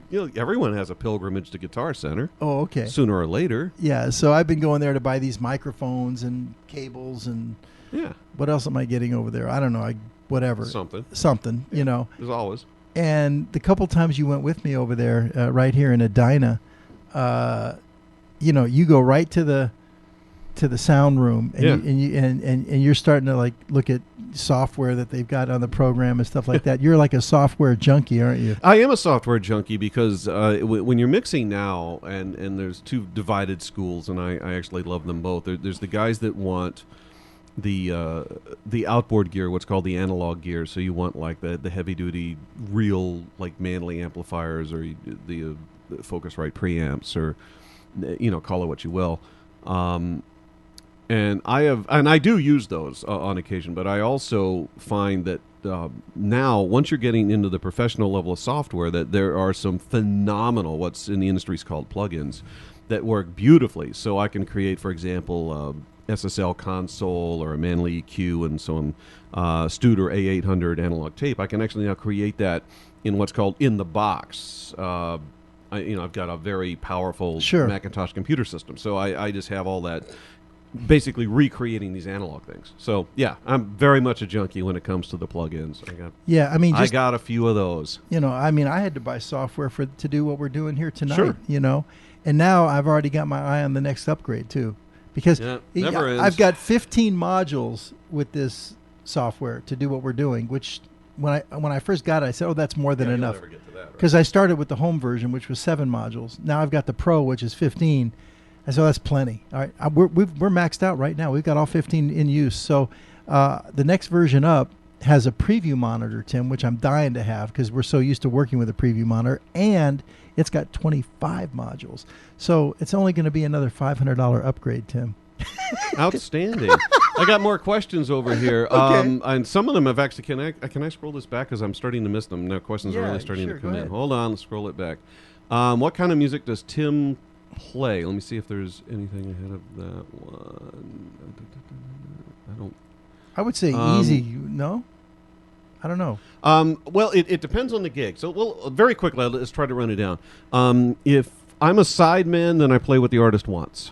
You wouldn't hire me, for example, if you were hardcore jazz, because I just don't do that very well, or hardcore classical. But if you are new country or anything to do with power rock or even sophisticated rock, I'm your guy. So I can play a lot of that. And then what I also will do, like I mentioned earlier, is I do writing arranging. So if you needed me to write for an orchestra or string section to what they call sweetening, I do that sort of thing. And I think that's what he means by what kind of music that I play. If I'm on my own, I go back to my influences, so I play a lot of the older Elton John, Billy Joel, and I actually got started really early. The guys that got me into it, because I was just fascinated, was Keith Emerson from Emerson, Lake and Palmer and Rick Wakeman from Yes, who I still think are arguably the two greatest rock keyboard players ever to live. And I still try to play. I'm not saying I'm that good by any means, but I try to play their stuff. Also, a big fan of some of selected Toto work, especially Steve and Jeff Porcaro from Toto, Todd Rundgren for sure, Steely Dan. I'm sure some great people that I'm leaving out, but and you haven't been. You're not into the X Factor, are you? I am not. I'm really. I'm into it. I'm way into it, but I've been getting disappointed lately the last couple of weeks or whatever. But anyway, I thought since you're a musician that maybe you'd like to see this young talent. We'll do some X Factor. We can comment on it and trying to catch up some of the questions because now they're coming in and we've been negligent. Listen, speaking of the questions coming in, if anybody wants to call in, the engineer is now please call, here. I promise, and apparently it'll work. So I am the one. Call us. I'm the one who screwed it up. Okay, I didn't know what I was doing. Call and blame Larry for our audio woes. Also, Ronnie, we got another new graphic I wanted to show you. Did you see the Monitor 2? Take Monitor 2. Check it out. Watch this. Is that cool? Okay. Right. Thought you might like that, Ronnie, but you really I like the homage to the Mac you've got going there. Yeah, well, nice. The guy who did the graphics for me, he's one of those Mac guys. Of course he is. Yeah. Of course he is. But anyway, so listen, if you can call in, we'd love to take a live phone call. Please do. Also, anybody that's got video Skype, come on, let's get you on the air. We'd love to do a video Skype. Let's get a split screen going here. What else we have? Tim, do you know Wolf Hoffman, guitarist with Accept? I don't, but if you can introduce us, I'd love to meet him, but I don't know him. Let's see, Styx, not bad, from Doc Holliday. Styx is an interesting band. They still tour, by the way, and apparently do a good show, but I haven't seen them in a while. But they don't have Dennis DeYoung with them. He's not been with them for some time. How often is this on, Larry? That's a question. We do Chillin' with Larry Megan. It's supposed to be on Wednesday nights. However, what I said I was going to do is during the season of X Factor, we would do it on Thursday nights, 11 p.m. Eastern time, for the rest of the season for X Factor. When X Factor, is done, we're going to go back to Wednesday nights on Chillin' with Larry Megan. So I think we've got probably about 7 or 8 more weeks, something like that. Cool. So right now it's Thursday nights, 11 p.m. And then occasionally we'll do an extra show like this. 11 p.m. Eastern. Eastern. Okay. 11 p.m. Eastern. And then occasionally we'll do I want to get Wing in here and do a show with Wing. You've got to get Wing. Yeah, well, Wing and I are Sean good friends, Wilsey. and I would love to get Sean. I like to get. There's a few other people on my list that also, but I'd like to get I'd like to get Big Mike in Big here. Mike would be fun. Get Abby Vieira when she's in town. She'd be a great. Well, guest. Abby, she'll. I'll have her. We'll sit in the same chair. She'll sit on my lap. That's between you and her. No. Don't get me involved in that. No, I'm just joking around. She's great. She'd be a great guest. Let's see. Tim, have you used Simmons drums? I know you play the drums. Actually, to be very clear, I play drums very badly.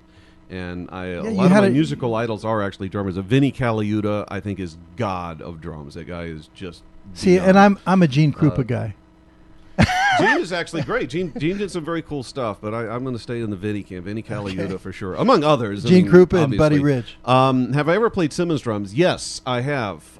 In my very limited scope as which I don't even call myself a drummer. The early Simmons drums I felt played. You might as well play the top of a kitchen table. They if you don't know what they are, Simmons drums are the electronic drums, the early ones from the 80s. And the first ones that they came out with were the surfaces you played on were very hard. They were literally as hard as playing the top of a table. And so that wasn't a very pleasurable experience because you get the shock of the hit would come back up through the hand and the wrist. Now, subsequently, they came out with softer surfaces, and that became better. I'm a fan... first of all, I'm a fan of hiring a real drummer if I'm working on a session like that. Secondly... I really think the overall sensual experience of playing drums is best served when you are playing on a real kit. Now, I'm also a fan of the high-end sample, so I have no problem with using a live kit that triggers very well captured samples of drums and so on. And also, a phenomenally recorded acoustic kit is still realistically the ultimate. And there are some kits like Neil Peart from Rush, for example. I mean, there's just no way that you could have that many samples going on a kit that huge. So, kind of a long answer, but yes, I've played them. I do think that Simmons drums have that unique sound, which has kind of now become regenerated again. Hip-hop has picked up on it, and you'll also hear them used as either trigger samples and so on in a lot of contemporary stuff. So I hope that answers your question. Peart, yeah, someone's mentioning Neil Peart. I didn't forget Neil Peart. I think if you want to just take the genre of rock, I think that Neil Peart is right at the very top of the list. The reason I picked Vinnie Caliuta is this guy can play that, and he can also play funk or jazz or classical or... I'll put it this way. Vinnie Caliuta played with Frank Zappa when he was 14. He's a phenomenal guy, and he by no means is he like the only great drummer. Peart is terrific. Terry Bozzio, that's another one. Terry Bozzio is actually in one of my favorite prog rock groups. If you go back, you remember a band called UK. One of my influences as a keyboardist, I do consider myself a keyboard player, was definitely the guy from UK, Eddie Jobson, who is just amazing player. And Terry Bozzio, also an alumnus from Frank Zappa. He's just got this killer groove, and a very nice guy, by the way. Terry is just terrific. Slingerland, yeah, Slingerland drum set. Older kits, yes. Slingerland drums sound great. I also like the vintage Yamahas. I also like the vintage. What's the other one? Sonor, especially in rock. Sonor has this really thick sound, and they do. You're right. The older kits do have a richer tone. If you're going to go with the newer kits, I like what DW builds now. Doc Holliday, Missing Persons. Yeah, Terry Bozzio, if you don't know the name, he was probably best known for Missing Persons because he married Dale, and Dale was the lead singer for Missing Persons. And memory serves, didn't they do? Is it Voices Carry? I can't. They had a couple of big hits in the 80s. It could be wrong in Voices Carry. But he actually, for a while, he had a custom kit built, sort of like Simmons, where he stood up and he would actually play completely standing, and the actual toms were all these little hexagons about the size of what you think of as an iPad now. And he had that custom made, and he was doing that for a while. He's back on the acoustic stuff now, last I knew. Back to the vintage. Yeah, 60s, 70s, Sonar. I know, I agree with you. It would be probably 67, Slingerland and Ludwig. And Ludwig in the 60s, 70s, of course, was doing that plexiglass clear. It wasn't plexiglass, but it was these clear kits. And they've actually started to come back now. But I don't, honestly, I don't care for the clear stuff. I think they sound kind of strange and not thick at all. They're kind of synthetic. Bozzio did use rototoms a lot. I don't know if he still does. Here's one for Larry. It must be a thing for watches. Larry saw the Prestige Laurel Auto, Swiss-made, looks beautiful. And Gretsch, yes, for the 60s, for sure. Gretsch, and also great guitars by Gretsch. Yeah, the whole Prestige thing is exciting, and I'm looking forward to getting it out there on Shop NBC. Just not exactly sure when that's going to happen. It's not easy to bring Swiss-made goods, on the air at Shop because, I'm sure it's going to happen and I'm sure it's going to come, but let's face it, Shop NBC works on very tight margins, and the vendors have to work on not everybody can play. Yeah, the vendors work on very tight margins, and of course Shop works on tight margins, and that's why the prices are so phenomenal. I'm not saying that as any kind of a sales gimmick. No, it's true. It's a tightrope. It's without so getting tough. into proprietary. It's a tightrope act, which is why, that we don't have legions of people. I think it's one of those things where initially a lot of people think that, it looks really easy and how hard can it be? But you start running the math and the strategies, it's way more complex. It really is. You have to try and, honestly, you look at it like, if we can just break even, I know that sounds funny, but you look at it as if we can just break even on Shop NBC. Please, just break us even, and we have to try to make our money in whether it's in other countries, other distribution channels, whatever, make our profits there. Then it's worth it because of the exposure that we get and the awareness. But some more questions for Larry here, by the way. Compliment, Sterling Original tourbillons are the best. Thank you. Very nice. Who said that? That was from Doc Holliday, who also asked, why doesn't SO make ceramic watches? Well, there's a story behind that, but the fact is we actually have a couple that are coming now, and I'm hoping to have it in December for Christmas. I think we're going to have it in time for Christmas. It'll be our first ceramic. That's an outstanding question because we're like the only brand on Shop NBC that doesn't have ceramic, but we're maybe a little late to the party. But, understand this, that, a lot of times people will say, I've got this great idea for a watch, or, why don't you do this or do that or do this? They don't necessarily, understand that I literally have no input into this. I'm on the marketing side of the business. And you say, well, I have their ear. Yeah, I have their ear. But you have to realize, and I know you know this, Tim, the owner of Sterling Original takes such pride in, he is the chief designer. He works with George and Alex, and that's his category. That's his baby. He is the chief designer for Sterling Original. It's his money at stake, and frankly, he does a fabulous job. He does an incredible job of the product that we're putting out and we're coming out with, all the time. But that's kind of his domain, and I've made some suggestions that he's taken, and he says, yeah, that's a good idea. Let's do that, and once in a while he'll do that. But I think, sometimes, and, some people have gotten the wrong idea because a lot of times the guests that are on Shop NBC, like a Wing, for example, he does do all his own watches and designs and so forth. And maybe some of the other guests, like Omar Torres, who I know fairly well, he does his own designs on the jewelry end of things. Okay. So a lot of the guests that come in, they are the ones driving the designs. Dallas is a good friend of mine. I know Dallas going back to the mid-90s, Dallas Prince, with her designs and in her jewelry business. She does her own designs.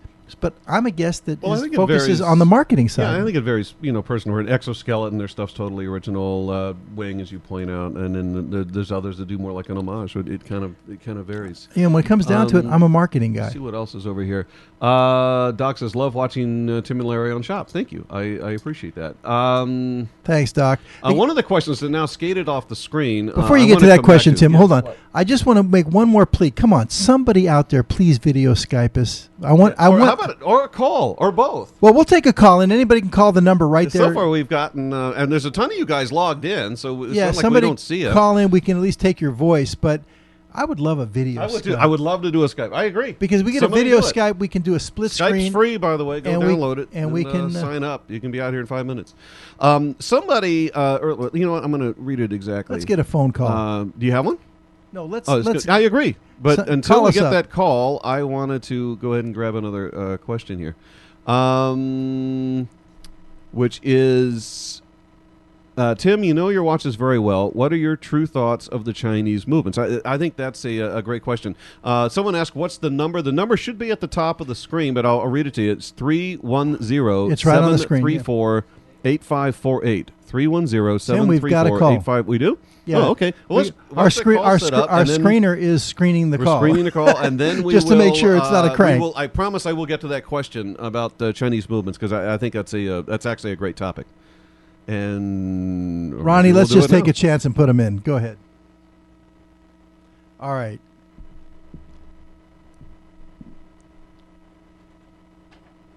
Hold on. Ronnie's working on it. You see the problem I had, Ronnie?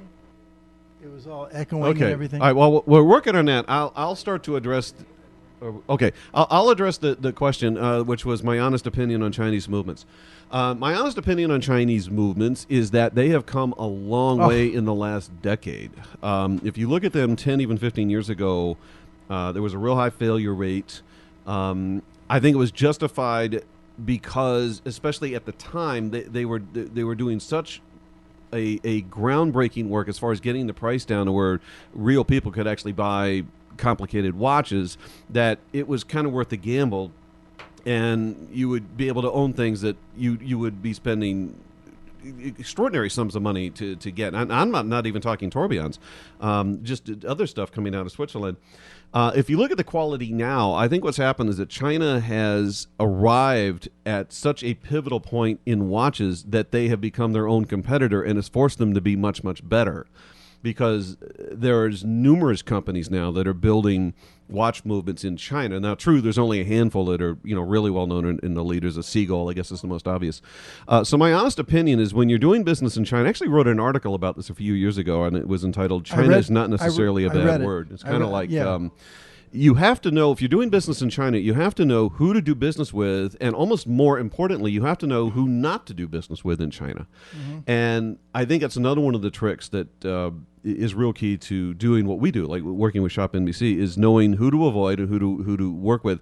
So I don't mean to get the answer that long, but my honest answer with Chinese engines is we've arrived in an era now where the quality is consistent.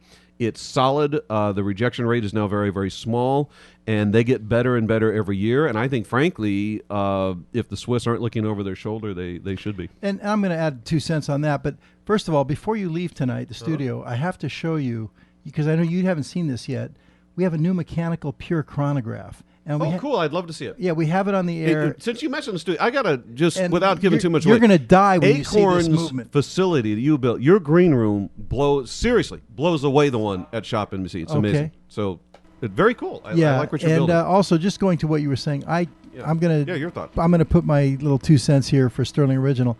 I really believe that we are, leaders in this way and help the industry move along with George. Oh, there's no question. Yeah. I mean, well, look who's gotten involved. Right? People talk about, your opinion with China. China has arrived at a point where people like George Von Berg have gotten involved. I'm going to elect not to share names, but I was talking to one of my close friends in the watch business today, and they were actually visiting a factory in Hong Kong 2 days ago that is actually working to build what people view as a high-end Swiss brand that's 5 figures and 6 figures a piece. Absolutely. So these guys are in the game, and there's a difference, by the way, between Hong Kong and China, to be clear. But no still. question. All right, we're going to try my first call over here at Acorn. Scott from California. What up? You're on the air, Scott. What up? I've been following you guys for a long time, Larry. Facebook you a lot. I'm the one who keeps asking about the exchange. I've always been. Okay. All right. Well, listen, I appreciate the Good question. question. Thank you very much. I'm not done. I want to tell you that I saw you when you hurt yourself and fell down, and you've been in our prayers, and I know you've been through a lot. I just want to say we appreciate all you do, and the enthusiasm you bring to the shop, and just really, and my wife especially too. So I just want to say, good words to you. Appreciate much. Well, listen, I really appreciate not only following me on Shop Me See, but even over here at Acorn TV. This is a personal project of mine, and so that means a lot to me, Scott. But I got to ask you, what part of California are you in? Where are you at?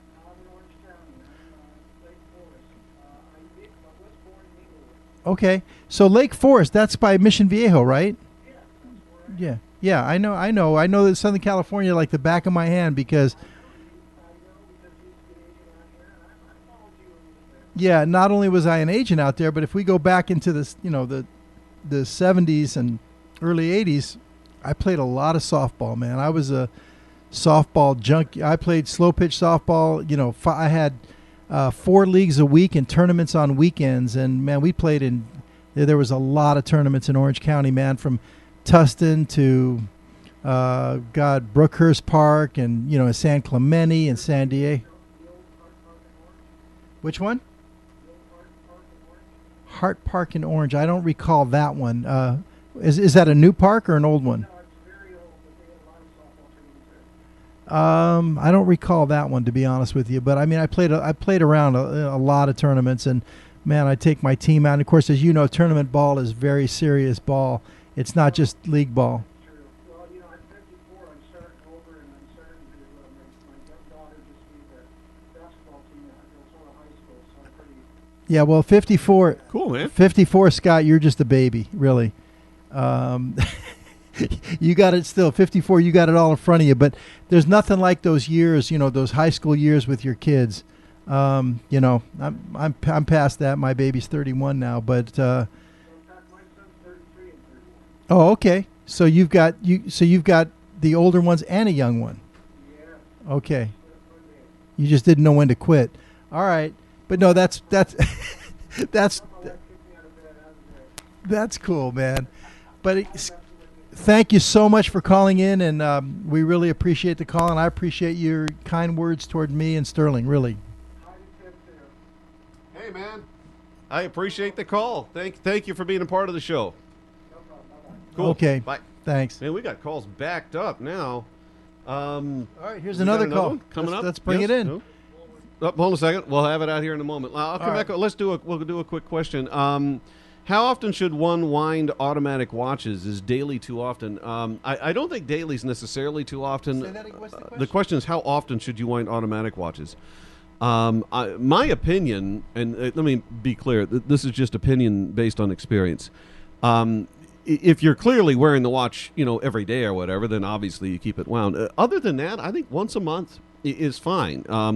My thought is this: once a month, you're basically going to be keeping, the lubrications active and so on, and then you got to ask yourself, why would you, put unnecessary wear and tear on the watch mechanism if it's just going to be sitting in the closet? And I don't really see anything positive. So I would say like once a month, but that's me. But let me ask to clarify the question. Does he mean how often should you wind them when you're wearing them, or if they're not being worn? The exact question is, how often should one wind automatic watches? Is daily too often?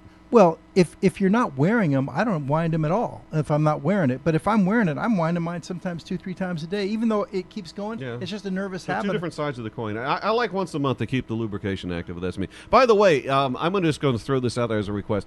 If anyone's in the mood for calling, I'd love to talk music or musicians.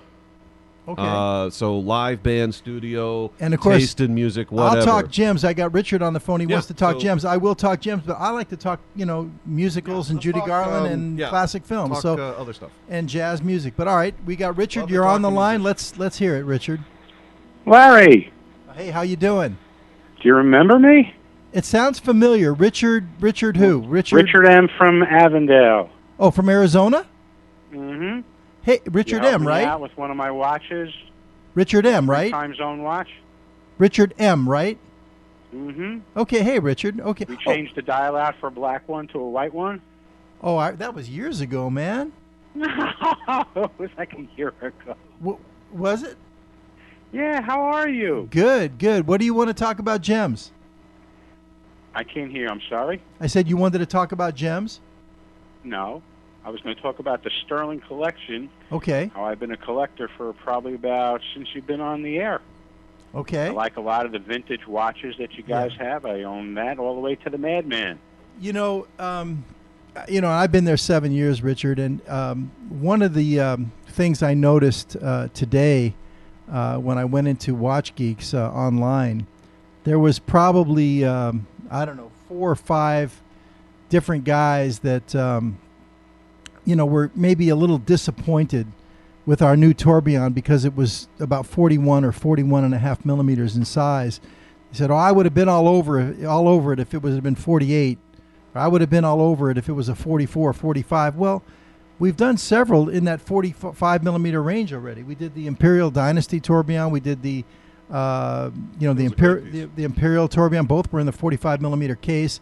And then they say, well, yeah, but those had subdials, and the new Vice Royale, we just had it on the other night, Tim. You didn't see it, I don't think, but just a beautiful little straight ahead, but a 41 millimeter. Mm-hmm. Beautiful, beautiful timepiece. And, so many guys now are just like, unless it's, a minimum, 45 millimeters, they don't even want to touch it. And I think it's a real shame because, I've gotten into wearing bigger watches myself. But I got news for you. When I put that 41 on, and I still wear my 41 millimeter Emperor, the original Emperor. I have it too.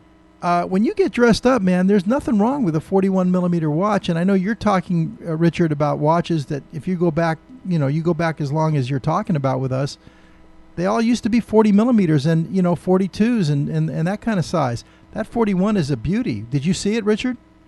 Yes, I did, and I happen to love your collection, and I'd also like to tell everybody that Sterling has what I consider to be top-notch customer service. Well, thank you for saying that, Richard. We try really hard on that end, and it's definitely one of the hardest parts of the business, Absolutely. Now, all the years that I'm watching you guys, I have never had the opportunity to say, hello, Tim. Hey, How are you? I'm great, man. How are you doing? I'm fine. We've only been able to communicate via, what is this, email or whatever you want to call it? Facebook instant or messaging. what have you. Yeah, well, thanks for being a part of the show, man. I appreciate it. You guys make all this happen, and I'm grateful Well, every I day. like So the don't think idea I'm that you not. guys talk about more than just watches.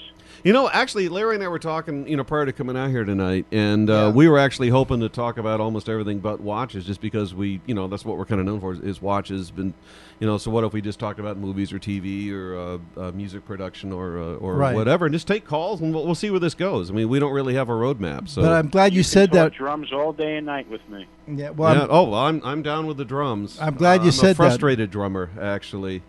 So what camp are you? More like a Neil Peart guy or a old school, or I like the drummer Vinny. Vinny Colaiuta? From Toto. Oh, that's Picaro. Yeah. Yeah, Picaro's one of the monsters, man. Basically, if you heard a tune in the 80s, he was on it, and still one of the great grooves in pop ever. I'm a huge fan of Jeff Picaro, and rest in peace, man. He's missed for sure. Monster player, great There's player. just so many guys out there. I know that's what's fun about tracking. I mean, Vinny Colaiuta is my personal favorite, but there's John Moffat. Rayford Griffin. I'm trying to think just in pure rock. Neil Whatever Peart for happened sure. to Danny Seraphine? That's a great question. You know what? Danny actually is a friend of mine on Facebook, and he has apparently got a solo project out now where he's touring. But I don't know the name. Maybe it's the Danny Serafin project. I'm not sure, but he's still doing some live work and some touring. And I used to love him with Transit Authority. Chicago now, though, is a monster. He's an amazing player. Yeah, I used to love his work when he was with Chicago Transit Authority. Authority. That's where I know him. Yeah, Jazzy. Chicago Transit Authority. Which a little story before they, the reason they're called Chicago is they actually got sued by the Chicago Transit Authority, and they had to shorten the name. True story. I know we got to keep going, man. But thanks for a great call. It's good chatting with you. Thanks keep again, playing. Richard. Thank you. Thank you, guys. You All have a right. great night. Peace. Let's get another call. That's They're fun. backed up now. Let's get a video Skype. I want to do a split screen with someone besides Tim. Yeah, I can fully understand that. Yeah. All right, let's see what other questions. Oh, Vinny Appice. Thank you, Doc. Yes, Vinny Appice, for sure. Great player, no doubt. See, the drummers I remember, names like John Bonham and Ian Pace, and these are the names that I remember from my youth. But this is great. Yeah, like Ultravox and Oberheim. Look at this. OBX. He stole an OBX. Actually, I take that back. It wasn't OBX. I had one of the modulars that I wish I'd hung on to. Oberheim modulars. Only a handful of those made. I had one of them. But now I have an OB8, Matrix 12, and a lesser-known Oberheim hybrid, just called the Oberheim. No, Matrix. What do I have? The Matrix 12, and then they made another one. Oh, the OB12. I've got one of those. Yeah, Appice is a great drummer. And who else? Anyway, let us know if we got a Skype or another call, or I'll just keep babbling the about line is favorite open. drummers. The way our phone line works here, Tim. One call, at a time. One at a time. One at a time. You know, to go to So queue. this would be a good time to call. Right, because now we're not talking. The line is They open. could call. Yeah. And then we would answer the phone. Yeah. And There is a system I could get, okay, I'll bet there where the is. calls could come in and we could have them. Guitar Center. And no, not a Guitar Center. There's a place in New York that carries it, and it's $8,000. It's called a Telos, and the calls can be queued up and backed up in the system and everything, like a radio talk show kind of a thing. Yeah. But that's a little out of my. That's a little for the time being. Let's see where this goes. Yeah, but one call right at a now, time. a line is open, and somebody wants to call and hang out with us. I wish you would. Yeah. You know. Let's see. Boy, they're just vintage. Yes, cymbals. I agree with you. Vintage Zildjian Ks. They record phenomenally. Love them live. Actually, for live, I love the Zildjian Brilliance, which I haven't seen around. Here's in a while. something I bet you didn't know. Which is? Well, I played trumpet. I didn't know that. As a kid. So you play a Selmer? Or do you... I played, well, Mike, actually, I had a beautiful silver Yamaha. Yeah. Oh, my God, it was gorgeous. It was so expensive. I had, and then when I hit about 19 years old, I only played for 4 years. I gave it up at 14 years old because I got so much into basketball, and I played high school basketball. You got to make a choice. Yeah, and I didn't have the gift. I was pretty good, but I didn't have the gift. I could hit a high C on call, but I love the trumpet, and Chet Baker is the one that got me into it. When I was a little kid bopping around the valley in L.A., I used to think I was a little Chet Baker. And Herb Alpert was the other one. Those were my favorites. But I remember what about Doc? Doc Severinsen, man. I mean, he's great too. In fact, when you hear the opening on my classic film zone, that's Harry James. Harry James, another famous trumpet player. Yeah. In I fact, opened for Doc Severinsen once. Well, I was just talking to a friend of mine, and she was telling me that Mrs. Al Hurt lives right here in our area in Chanhassen, and she might be interested in coming on and being a guest. That'd be terrific. Yeah, it'd be kind of fun. I said to her, she must be older than God, and she said no, she was much younger than Al. So I guess she's, she's okay. But here. In any case, what I was saying is that when I hit about 19, I had that silver Yamaha, and when you're kind of young and you first get out of the house and stuff like that, and you need money, I hawked it. And I figured I'm going to go get it back. Yeah, of course you don't. I never got it back. That silver Yamaha, I mean, today would probably be over $1,000 easy. Look at these vintage guys That was coming a hot in over horn. here. Yamaha CS80. I didn't know the CS50, but I did play the CS80. Also the CS60 I've played. I've not played a 40. The CS80, I actually own that now. in the what they call the soft version. The CS80 is fantastic. Early Toto for sure. Oh, and also again back to UK with Eddie Jobson on the CS80. No doubt, just a master. The problem with the CS80s is that they never stayed in tune and they were always breaking and they were constantly, you had to fix them all the time. But they do sound amazing. Hans Zimmer, the film score composer, I'm a big fan of his. He uses them. He used them in like Gladiator, opposite the orchestra, that sort of thing. Lindrums, yeah, the 808. The Lindrum and the 808 actually has really come back. Apparently hip-hop really likes some of the sample drums from the 808. Are you guys into big band swing jazz? Larry, more so than myself, but he'll comment on that. Do I think Ozzy, this is a good question, can Ozzy rekindle the magic of the Black Sabbath years? They do have a new album and a new tour. They just announced the tour on 11/11/11 at 11:11 a.m. out in Vegas. Honestly, I don't know without all the original members if the actual magic is going to be there or not, but I do think the tour will be very successful because they've got so many fans that have hoped to see this kind of, the whole thing kind of come back together. So I think at some point, they're going to buy tickets and it's going to be cool. Here's one for Larry. This is good because it's a crossover. Charlie Watts from the Stones, but doing big band. Your thoughts? I'm not familiar. Yeah. Honestly, I'm not. He's had a big band in England for years. Really, I'd like to hear it. I'd like to check it out, look it up, and see what it's all about. I'm sure it's probably great music. Yeah, it is. We're talking professional show business right there.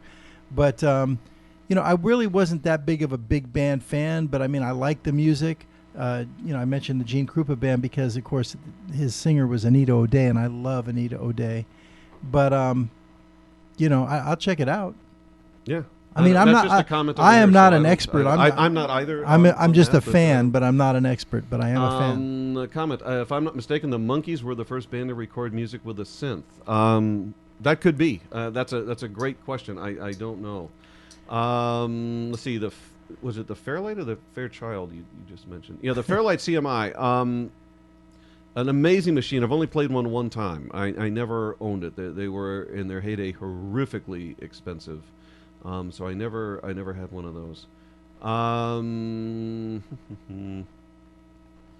Let's see. Watchmaven has played drums since he was 5. Very cool. So he's played through the 60s with the rock and is now playing in the lounge gigs.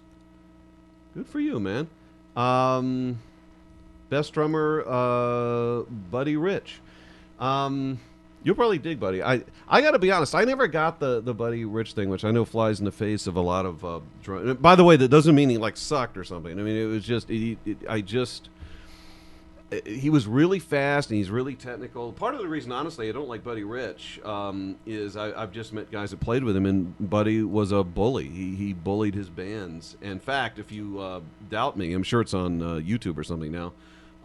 Look up something called the Buddy Rich tapes, which was attributed at least to a trombone player in his band, that Buddy would go off on these drunken rants, just belittling his bands on the tour buses, and this guy started to get back at Buddy by taping them, and they've now become rather legendary. In fact, when I was touring, these could be passed around on cassettes, and I'm sure they're on YouTube or something now. In fact, at one point, it even became a comic book, and someone drew a comic book that illustrated all the Buddy Rich tapes, and a drawing that looked like the Fabulous Furry Freak Brothers, if you know who that is. So I guess this is my thoughts on Buddy. But the guy could play, no doubt. I always remembered him on the Muppets. Buddy did a really cool stint. He was the musical guest one evening on the Muppets, which I thought was cool. I think Larry is still trying to solicit a phone call over here. No, somebody would call. No, I'm getting text messages here. But let's see. Oh, there we go. Yep, somebody else is mentioning Buddy on the bus. Tim's sitting in my chair. So he's you want to switch? No, seriously, you have the guys here. No, I know it's cool though. I don't mind. The only reason I like that. Comfortable. No. Look at this chair I bought. It's a phenomenal. In fact, you know what? I'd like to sit in it. But you're doing a good job reading the board there. Okay. I'll stay in that chair over on that side, we've got the extra computer where we can do the chat board and stuff like that. But it's cool. So shoot us some more, I'm music actually questions or something. Okay, very here we go. happy that all these people are coming in and they're writing in these music questions because that's your sweet spot, Tim. I love music, television. That's your movie, sweet movie spot. Production. We could talk about that. Absolutely. Better You know, that. something I've noticed a lot. Better that than the watches. A Tim. lot of I've noticed a lot of watch fans are actually musicians. I don't know if there's not all of them, obviously. Well, but it's I've- funny over you the say years, that. There's a great baritone player that's It's supported the show It's for funny you years. say that because I've gotten a lot of emails too at Sterling from guys that are piano players. Yeah. They like certain of our watches because the way they sit on the wrist. I've had guitar players, things like that. You're right though. A lot of these watch guys are musicians. Which is cool, Yeah. So call us. Oh, Eddie Van Halen played. Eddie Van Halen played an Oberheim on Jump. That is absolutely true. Eddie Van Halen, the original, it's attributed to the OB8, but actually Eddie recorded that on an OBXA with Ted Templeman out in L.A. in 1983, and then he toured with an OB8. Now, Jump, since you mentioned it, that's actually recorded direct line on the tape, but the other one, which I think is I'll Wait, I think is the name of the song, that distortion was achieved by, they took the Oberheim, plugged it into a dual 12 Fender guitar amp, and then they mic'd the guitar amp, so that's how they got that. But you're right. He absolutely did play an Oberheim. Now that Jump we in the have, recording. while we're waiting for our next phone call, Tim, now that we have Ronnie here, Yes. maybe we could take a look at those pictures from India. Cool. Let's do it. Yeah, let's talk photography. Ronnie, and- use your probably the playlist number 3. Clear it out. Clear it. Guys lamenting not playing an OB8. I own an OB8 And then- in the Rev 3. I have a Matrix 12, which will never ever be for sale, and then the OB12, which is lesser known. Folder, you have photography, and then in photography there's one for India. You see it? Okay, we're going to call up some photos. Now, Talk when- about it. when- Yes. When were you in India, Tim? I shot India summer of 2010. Spring, actually. So a little over a year ago. Yeah. Okay. What do we got here, Tim? Okay, this is inside one of the palaces that was on top of one of the numerous mountains in India. And it's this is going back several hundred years ago, if not more so, when India was actually one of the wealthiest countries in the world. And it was part of the silk trade route and the spice route and a lot of routes. And India, at this point, it was one of those things where the wealth is always going to be here. And it got to the point where the different rulers of the different states would try to outdo each other with opulence. And they would build, when you hear the term fort in India, when you're talking about the ancient India, this is really elaborate, astonishingly elaborate palaces. I mean, I saw one of them that actually traversed a couple of separate mountaintops connected. I mean, these guys would spend money. There was one, in fact, it's on. I don't know if you brought up the photo, but there's one where the room is itself actually made out of silver because, of course, that's what you do. So this is the inside of one of the courtyards, and it was just it's one of the windows that just overlooked the courtyard. I thought it was kind of cool as you had the blue birds that were sitting up there, but that's what it is. What do we got next?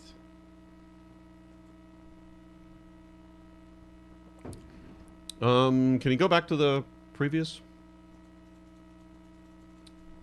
I can talk to this one. That is actually that might even be in the same place. That is a detail from the top of a doorway actually, and that's a combination of different paints and enamels, and I think they're carving in it's not ivory. I think they're carving in various stones and granites and whatnot to create that. But it's one of the very very elaborate archways, I guess, that goes over the entryway, and I just like the kind of the concentric idea and the way it played in the light. Okay. I was going to talk about that portrait of the girl in the doorway, but I don't know if we're going to get that or not. But we'll see. But that's what it is.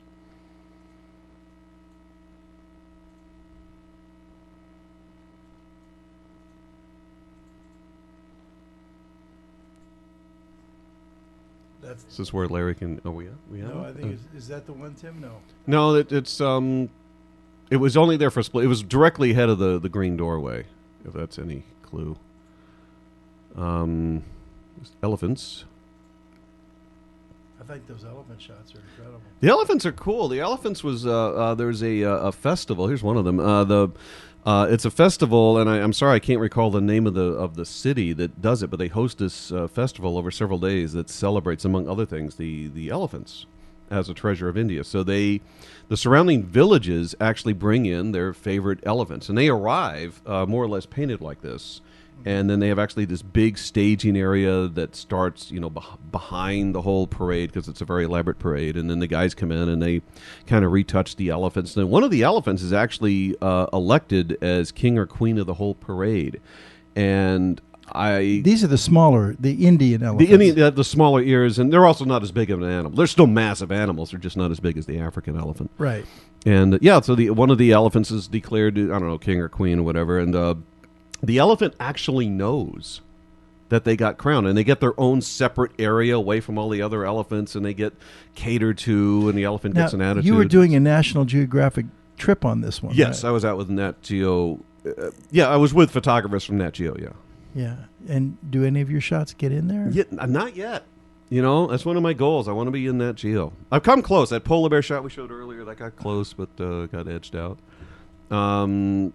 The part of the reason, well, first of all, I'm with extremely gifted photographers for starters, and since so often we're shooting the identical thing, that they would go obviously with a Nat Geo guy before they take something I did. But I love shooting with those guys because it forces you to be better, which is great when you're just around. There's a great line that Jeff Goldblum delivers in The Fly, where he describes surrounding himself with people that are far more gifted than he. And I always thought there was great wisdom in that. And I love shooting with master photographers because I want to find out how you do that and get into the field with them. Oh, here's the shot. This is one of these happy accidents. It's not so much an accident as it's just good fortune, I think.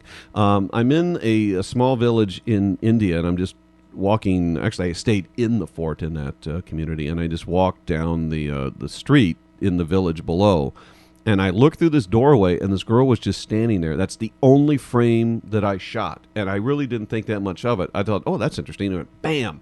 And when later I got to process this, do what we call post-production now in digital, that I realized it turned into this really interesting portrait where mathematically it steps up, as you'll see, and so on. But that was actually just off the shoulder. Just I saw it happening and grabbed it. And it's one of those lessons I learned actually from, like you mentioned, with the Nat Geo guys, because one of the ways, if you're in the field shooting, is you don't, kind of like what Wayne Gretzky said about hockey, you don't go to where the puck is, you go to where it's going to be. And it's one of these things where in a matter of moments, you have to see the picture that's forming where it's going to be in the next second. You just saw that as I was walking, just pick up, bam, and hit it. And that's how it happened. But that's actually one of my favorite candid portraits I ever did, so I wanted to talk about that a little bit. Absolutely. Now, what I saw also, you had some pictures from France. Was there anything worth looking at there? There's a couple of interesting, I don't know what you grabbed, but there's a couple of interesting panoramas I shot in there. I love shooting panoramas. The panoramas are a little hard to show here, but let's try it if we can. I mean, there's cool, there's a cool in the time-lapse video. That's one from France. That looks like the Rue de Champs-Élysées or something. Well, the reason I took this is that the vast majority of what you're seeing is absolutely fake. This is in the town of Lyon, and Lyon, of course, known for the the butcher of Lyon in World War II. But other than that, they're now very famous for these massive, ultra-detailed murals that are on the sides of buildings. And so everything that you see in this shot is a painting, except for, I'll tell you what's not, the building all the way to the left is real.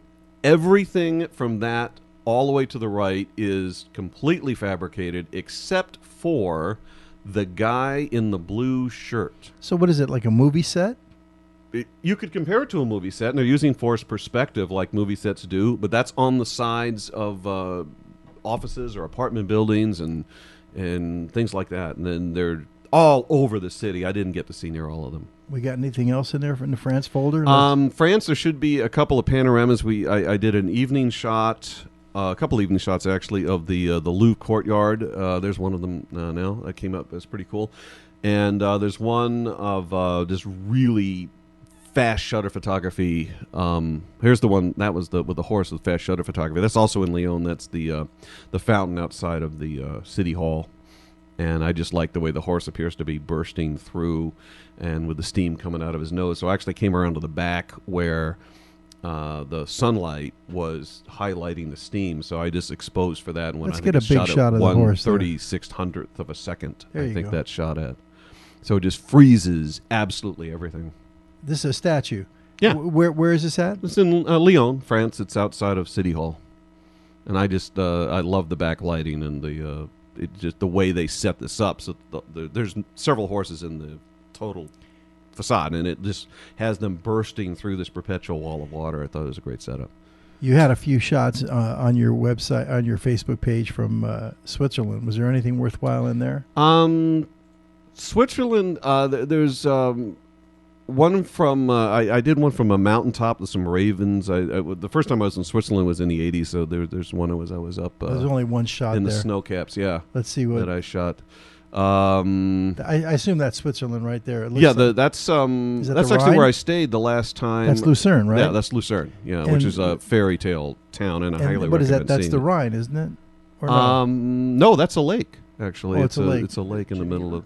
I don't know the lake's name, to be honest. I didn't know I was going to be getting the geography questions, but it's. Well, you were there. I mean, yeah, but that's I didn't. that I didn't was think to Lucerne. ask. But it's just a very picturesque. That's a amazing beautiful place, shot. and Looks like- everyone should go see it. It looks It's like way a cool. postcard, Tim.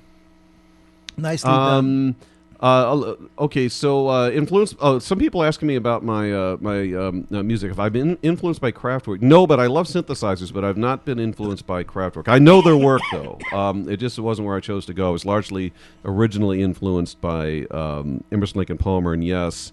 And then I really came into my own. I discovered early Elton John and early Billy Joel. Todd Rundgren's been a major influence. And then for composing and arranging, definitely someone like Hans Zimmer would have been a huge influence.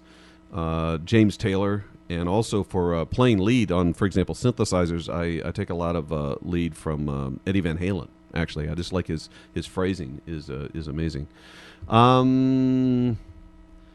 Emerson, Lake and Palmer. I didn't care for Asia so much, honestly. They lacked the intensity that I found in Emerson, Lake and Palmer. So hopefully it answers the question about Asia. But at the time, I just appreciated those guys were in the top 40. Question: do I like film or digital in photography? That's a great question, and of course, it's one that is debated. I got to tell you, at the end of it all, I really prefer digital. I think digital has come a very long way. I think at this point, I think that film holds an advantage in one arena, and that's long time exposure. Because if you do long, when I mean long, I mean north of 30 seconds. Because analog or film doesn't gather the noise, but digital does. But other than that, I love digital because I can just go and take as many shots as I want, and the post-production is so much easier. So I Well, like you're an running digital. inside-the-box guy. Pretty much, yeah. I know that. Yeah. Because you were telling me, do away with my mixing board. Yeah, and same do it- thing. Well, I admire the analog, and I use analog. Yeah. But I like inside the box for music. Yeah, that's cool, man.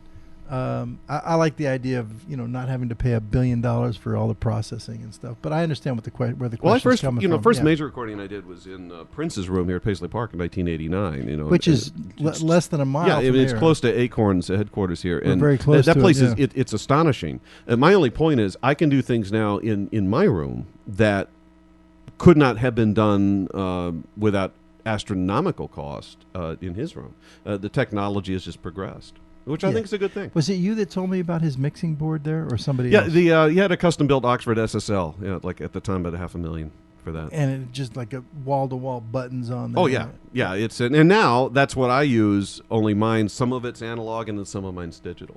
But I love SSLs. Yeah, that's cool, If that man. answers somebody's question, Well, I hope. Is Russ Kunkel still around?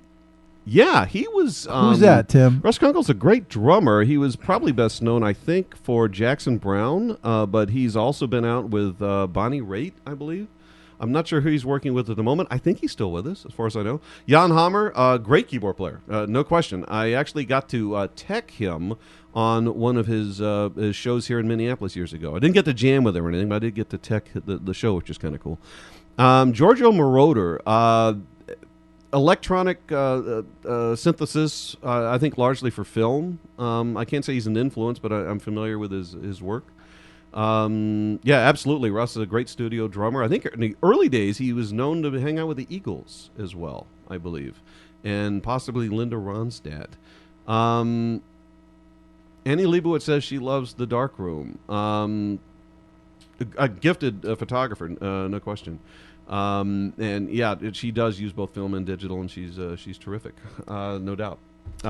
Question for Larry. Larry's favorite musical, Oh my goodness. which I know is a leading question. Favorite musical? That's tough because I've got about a dozen that I really dig. Listen, I guess when it's all said and done, I'm going to have to say Singing in the Rain. The reason why I hesitate for Singing in the Rain, and we featured it last week, actually. Have you seen that, Tim? Yeah. Okay. The reason why I hesitate is because Singing in the Rain doesn't have my girl in it, Judy Garland. Judy, yeah. I wish Judy would be in that movie so I could just, You could go back in time and put her in everything. so I could unequivocally just, 100% Fix all of that, love it. right? But even without Judy, it's just wall to wall, just golden nuggets of just entertainment. It's just incredible. I love Donald O'Connor. Gene Kelly is great. Debbie Reynolds. It's just, it's just entertaining. And, I've been having Jonathan as a guest. You know Jonathan. Sure. Yeah. Goodman from Stour. And he said something funny when we featured it last week. He said that musical is like having a peanut butter and jelly sandwich every day. I thought that was a great analogy. That was funny because you can watch that movie 100 times. It's that good. So I'm going to have to say that one, but it doesn't have Judy in it. If I have to pick one, another one, a couple of my favorites with Judy would be Easter Parade with Fred Astaire, and then also I would have to say Meet Me in St. Louis. And I would put Meet Me in St. Louis right up there with everything, except there's a real funky part of Meet Me in St. Louis that kind of just brings it down a notch. You're not familiar with it? No, not that Well, if you're familiar with musicals out there, that whole part with the Halloween scene and, where the girl, the little sister Margaret O'Brien makes up the lie about the neighbor trying to kill her and all that. That takes the movie, into some dark areas, and it just kind of muddies it up a little bit. But other than that, it has, Have Yourself a Merry Little Christmas, The Boy Next Door, Zing Went the Strings. I mean, or the Trolley Song, not Zing Went the Strings, but the Trolley Song. I mean, that's just a great musical. And Judy was only, she was 22 at the time, and that's where she met her husband, which was Vincent Minnelli was her director. Cool. Yeah. That's the real love story of that movie is the fact that Judy didn't want to do the movie because she's 22 and she had to play a 17-year-old. She didn't want to go backwards. He talked her into it. He was, 20 years older than her, and he fell in love with her. She fell in love with him, and 6 months after they wrapped the movie, they got married, and thus we have Liza Minnelli today. But so I put Meet Me in St. Louis up there, but it's got that funky part. Easter Parade right up there. So many Guys and Dolls. You can't leave Guys and Dolls out. They got to be in the top 5 with Sinatra and Marlon Brando, Gene Simmons. But I'm going to say Singing in the Rain, number 1. There you go. All right, great question. Great question. Someone suggesting Oklahoma here. Your thoughts on Oklahoma? Good call. Chitty Chitty Bang Bang as a musical? I've seen it, of course. I don't have it. I've got to get it. I don't have everything. I've only got about 500 DVDs. Which is not that many. It sounds like a lot. That's Dick Van Dyke, right? Yeah. Yeah, I think Dick Van Dyke's in that, isn't he? Yeah. I have to watch it again. Did he dance with the penguins in that one? It's been a long time since I've seen it, so I'd rather not. It's not right up at the top. It's one of the newer ones. It's not back from the 30s and 40s. It's like in the 60s. So, although listen, I love. My Fair Lady, that's with Audrey Hepburn. Unfortunately, Audrey doesn't do her own singing. She was kind of tricked on that. But that's a great one, too, with Rex Harrison. But all right, so, appreciate those questions. Who sent in those questions, that Tim? One specifically, well, Hello Dolly was from Doc. Hello Dolly, Barbara Streisand. Last that's week mentioned. Watch Maven 51 mentions specifically Barbara. Well, thank you. Spells it correctly. With BARBRA, yeah. I actually showed a clip last week, and when we end the show, Tim, we're getting near that time, but when we do end it, I end every show with a Judy Garland moment. It seems only fitting. Yeah, because that's my girl. Yeah. But last week I ended it where Judy Garland had a TV show. In fact, the moment I'm going to show tonight when we get to it is also from her TV show. And she liked to introduce new talent. And this is I showed the clip last week where she actually introduced Barbra Streisand.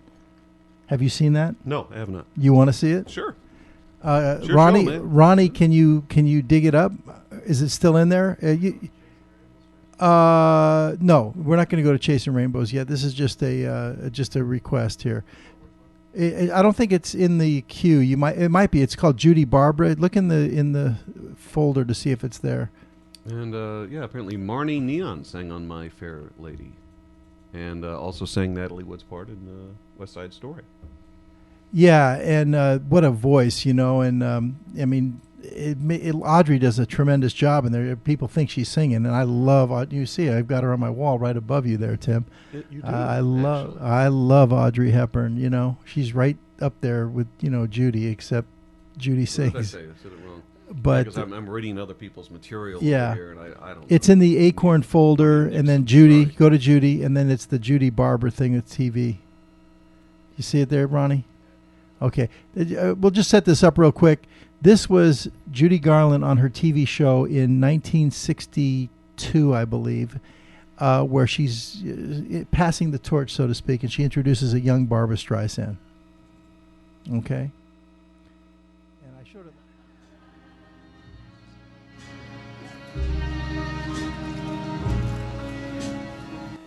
We'll start it over. But you did find it, Ronnie. Okay. Do we have it? We're gonna Here, do another yeah. question? No. Okay.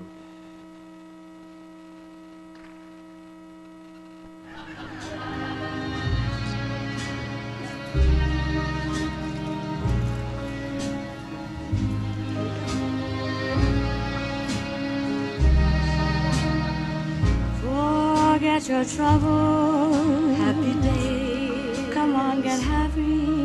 I hear again the skies. All your cares above are clear again. Shout hallelujah. So let's sing a song. Come on, get happy. Cheer again. Get ready. Happy days are here again. The sun is shining together. Come on, get happy. Shout it now. There's no one who can tout it now. Shout hallelujah. So let's tell the world and just get happy about it now. We're happy days are here again. We're heading across the river. Soon your cares will all be gone. There'll be no more from now on. From now on. Forget the troubles and just get happy. I hear again. You better change the skies above our shout hallelujah. So let's sing a song and just get happy. Cheer again. Happy times. Happy times. Happy nights. Happy nights. Happy days are here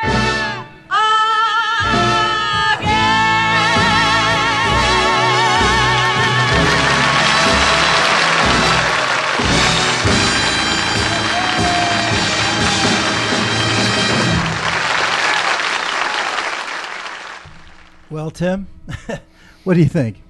Everyone knows what I think. I mean, Yeah, I think Barbra Streisand's one of the great voices of the 20th century, Mm-hmm. without a doubt. Yeah, she absolutely is. her instrument is amazing. Yeah, it's extraordinary. I mean, she's a young girl right there, and she's singing with Judy Garland. I mean, a legend, and she soared. I mean, I imagine it's probably one of the pivotal moments when she looks back. oh, definitely. I would think. I mean, I've not heard her speak to it. No, but there's I no imagine so. question about it. Yeah, I think from what I read or researched, she adored Judy Garland. She loved Judy Garland, and I mean, Judy. I mean, I remember. I don't remember seeing that one on the air as a kid, but we used to sit around. My mom loved Judy Garland, and it was appointment television. Back then you had 4 or 5 channels. That's it. We didn't have cable and all these other things. So when Judy Garland was on, and I believe it was on Friday nights, I'm trying to remember that, but we would have to be there and watch it. And I don't remember seeing that one live, but I actually do have a clip that I'm not sure I want to play it tonight, but I remember seeing. It was after JFK got shot, and she was very close friends with John F. Kennedy, and he was assassinated. And I remember watching that show live, and I have that actually queued up if we want to play it tonight. But anyway, so there we had that. That's my girl Judy. So listen, I guess we're getting close to putting a wrap, Tim. Yeah. And we'll make a last call here. Anybody want to call in? Wants to call?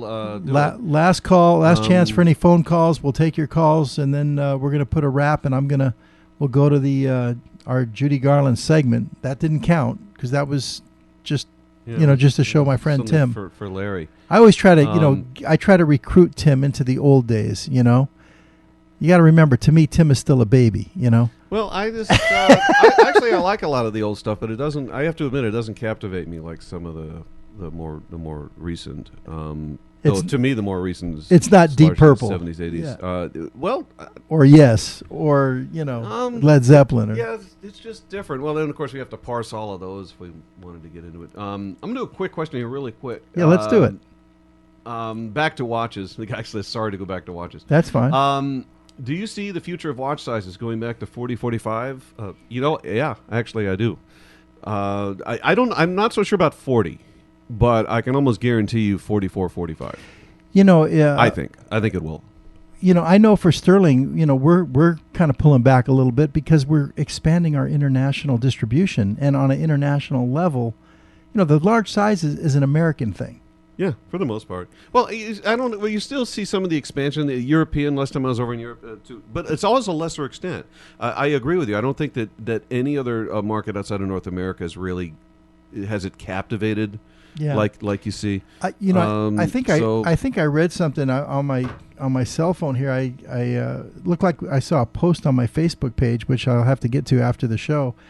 But it looked like it said the show that Larry and Tim are doing is cool. Tim's wearing a Breitling. And the thing is, Tim's not wearing a Breitling. Actually, I own a Breitling. I can actually say, a B word now. I know. On TV. Exactly. I know. It's always so frustrating.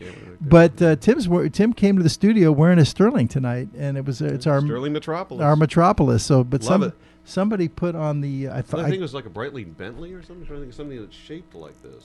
Yeah, maybe the Bentley is. It's a guess. I don't know, but it's which is a great watch. At least I think that's what I read. That's a Metropolis. At least I think that's what I read. If somebody was asking. But I think for us, we're going to be more in that 45 to 46. We do a lot of 44s, and now the new Tourbillon at 41. And I had one of the ladies post either in Watch Geeks or Facebook. I forgot where I read it, saying she loved it. Oh, it was Deb. That's right, Deb, because she felt she could wear a 41. Mm-hmm. And you can. Yeah, absolutely. I just we're kind of belaboring the answer, but yeah. Now don't misunderstand me. I think the large pieces are going to always be with us now, and it's going to become. I think my honest answer would be they're going to become increasingly more of a niche, and they will be infinitely collectible because of that. But I do see mainstream landing. In my opinion, I think it's going to land around 44, 45. That's what I think. We'll see. And I still like wearing a 50mm watch when you're running around town. It's great because they are great because people notice. You guys have done some fantastic work. Yeah. XO's done some great work in that range. Invicta, obviously. Android, obviously. We had some. I still see it settling in smaller. We had some pictures on Tim, if you could, not his photography, but you go in the Tim Temple folder. I grabbed a few pictures of Tim kind of around town. It just says Tim, yeah, and then also the one that says cheesecake. But let's give Tim a let's let's open that one. Yeah, before we go off the air, let's see if we can embarrass Tim a little bit. It's limited embarrassment, and I'm the one that posted it. Oh, okay, that's true. Well, this will answer some other questions. People have been, what camera do I shoot with? I shoot the Nikon D2X, and I use a combination of Nikon glass and Tamron glass, depending. And that was obviously in India. I can't tell you exactly where it was, but I think it was actually at a carpet place. But anyway, they had this turban that they were passing around, and they just insisted that the tall white guy wear it. So that's how it happened. That's me with a panda. I mentioned earlier I volunteered for a few days with a panda reserve in China, and on the last day they let me hold a baby panda. We'll just kind of roll through these little. Oh no, we gotta stop. Wow, on that you one. put all. That's I'm climbing Moab, southeastern. Yeah, Moab, Utah. And yes, But- that is actually. If you see the distance shots, it's actually. I don't think I several pulled the hundred feet distance up. shot, but it was way It's up there. way up. It's mean- a lot farther than. So you're into rock climbing or mountain climbing? I am now. I hadn't done it till I was there because I was there for photography and I didn't realize it was the rock climbing, capital of the world, which it turns out it is. This is where they shot the opening scene for Mission Impossible 2 and what have you. And it just kind of hit me. You're here. You're shooting for 5 days. So, go rock climbing. And so I just went and did it. And it was a great experience. Now here we are. This is down at the Invicta Marine Pavilion. That about was a month cool. ago or whatever. Yeah, It was a great experience. I watched you guys do that. I watched some of it, and I was a little envious. I wish it could have been me. I should have come down, man. I would love to have had you there. Well, it was on the cusp where we did the National Watch Geeks. I don't think Al would have let me come up there and sure he would've. sell some Sterlings. Probably not sell the Sterlings. But That's you could have shown up, but you were missed, man. No, I know. I know, but that would have been the way I would have. But it was a great experience. Enjoyed it. But I Fun. tell you what, you got to hand it to Al Lalo. You really do. God bless him. I mean, this guy is a maverick. What's this picture, Tim? This is We lost. that's the same trip where I'm just out on one. No, of the we had boats another one earlier there in for the a day. second, but it's okay.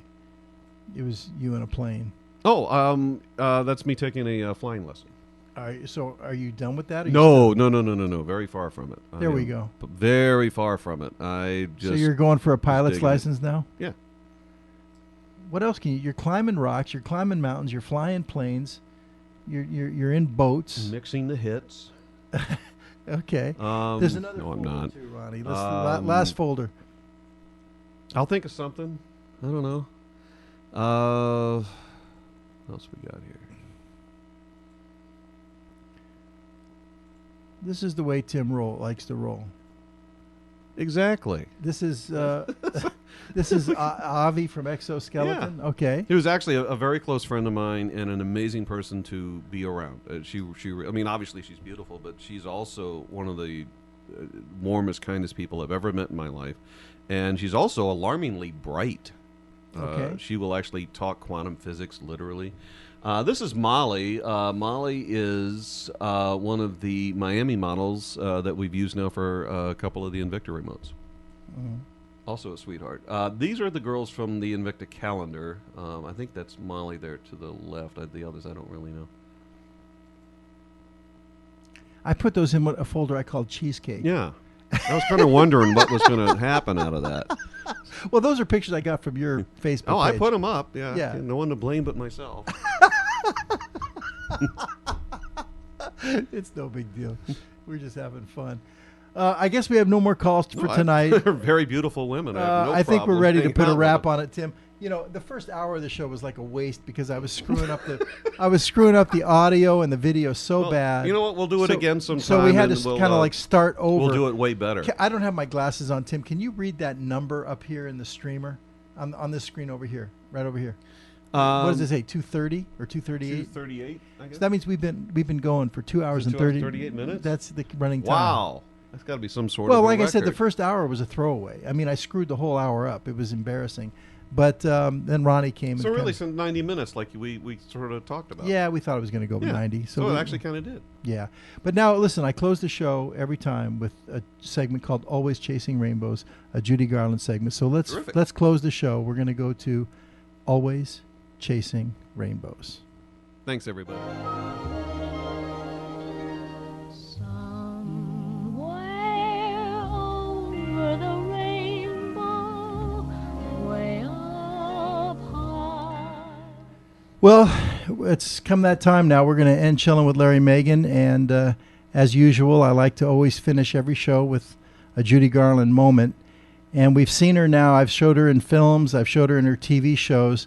I thought I would show a clip of Judy from her concert years. And, after she got out of films and before she went, to the TV show, she spent several years touring on concerts. She did more than 1,100 concert performances. Of course, her big one was Carnegie Hall, where she won 5 Grammys. They recorded it, and it was a dual album, 5 Grammy winner and all that.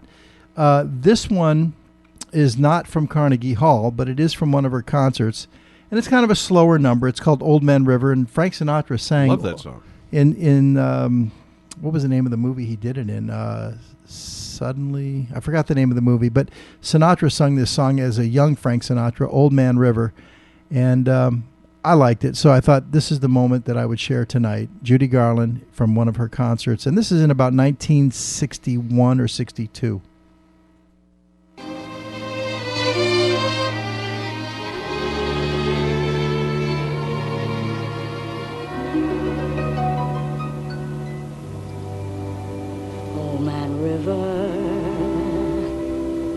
That old man river, he must know something. Don't say nothing, he just keeps rolling. He keeps on rolling along.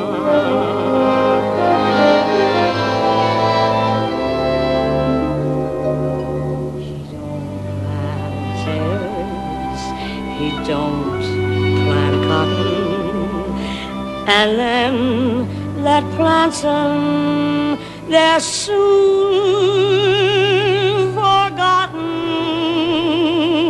But old man River, he just keeps rolling along.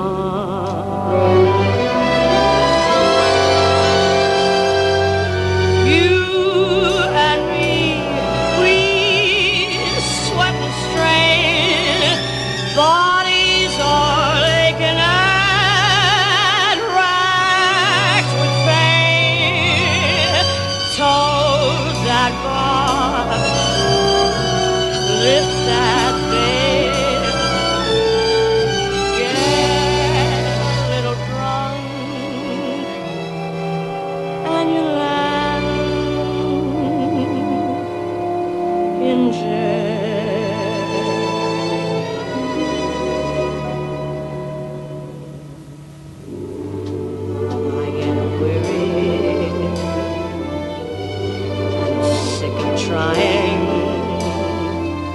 I'm tired of living, but scared of dying.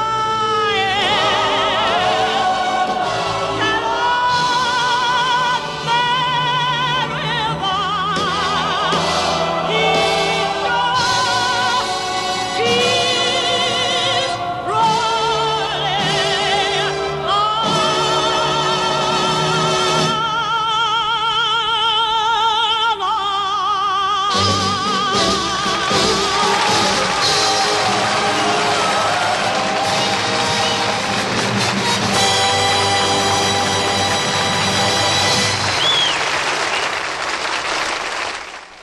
Well, Tim, I don't know what it is. There's something about her that just gets to me every time. She tore it up. Yeah, she's an extraordinary talent. It's a gift. She's a very gifted individual. No question. Well, listen, that was it for tonight. I want to thank you all for joining the show. Don't forget, click on the Facebook button and, like our Facebook page. Click on the Twitter button and follow us on Twitter. Feel free to, give us some posts and feedback, that kind of thing. And Tim, and also I just want to say, I apologize for screwing up the first hour of the show, with all the engineering problems I had. We've got snowy conditions here and my engineer got stuck at the airport here. But in any case, Tim, before I let you go, I want you to promise me you're coming back. I'd love to do this again. This was a blast. And next time you come we'll back. Have the engineer from the beginning. And that would be like a whole new experience. And we'll get the call-ins proper. Yeah, We'll get the Skype pictures calls. and Skype, it'll be amazing. Yeah, I'd love to. Can't wait to come back. Thank you for having me. I appreciate it. Oh, absolutely. And maybe next time we'll plan a little certain subject we want to get into or something like that. Because this was really I kind just, of like the seat of the pants thing, man. This was just, let's see where it goes.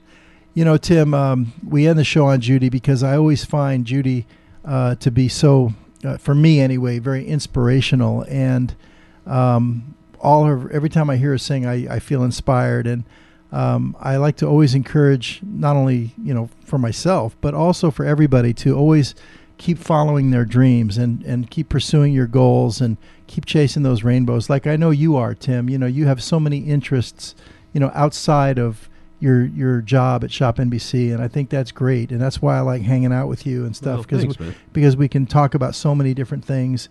You're not a one-dimensional guy. I don't believe I'm a one-dimensional guy. No, and certainly not. And so I just want to encourage everybody, you know, never give up. Keep pursuing your dreams. Always keep chasing your rainbows. And until next time, which would be next, I don't know if I'm going to do a show Thursday night. I'll make a post if I'm going to do one on Thanksgiving. You and I need to talk about that.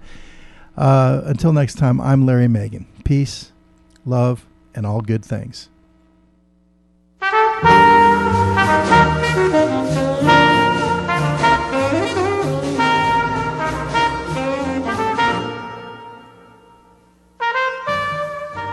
Chillin' with Larry Megan.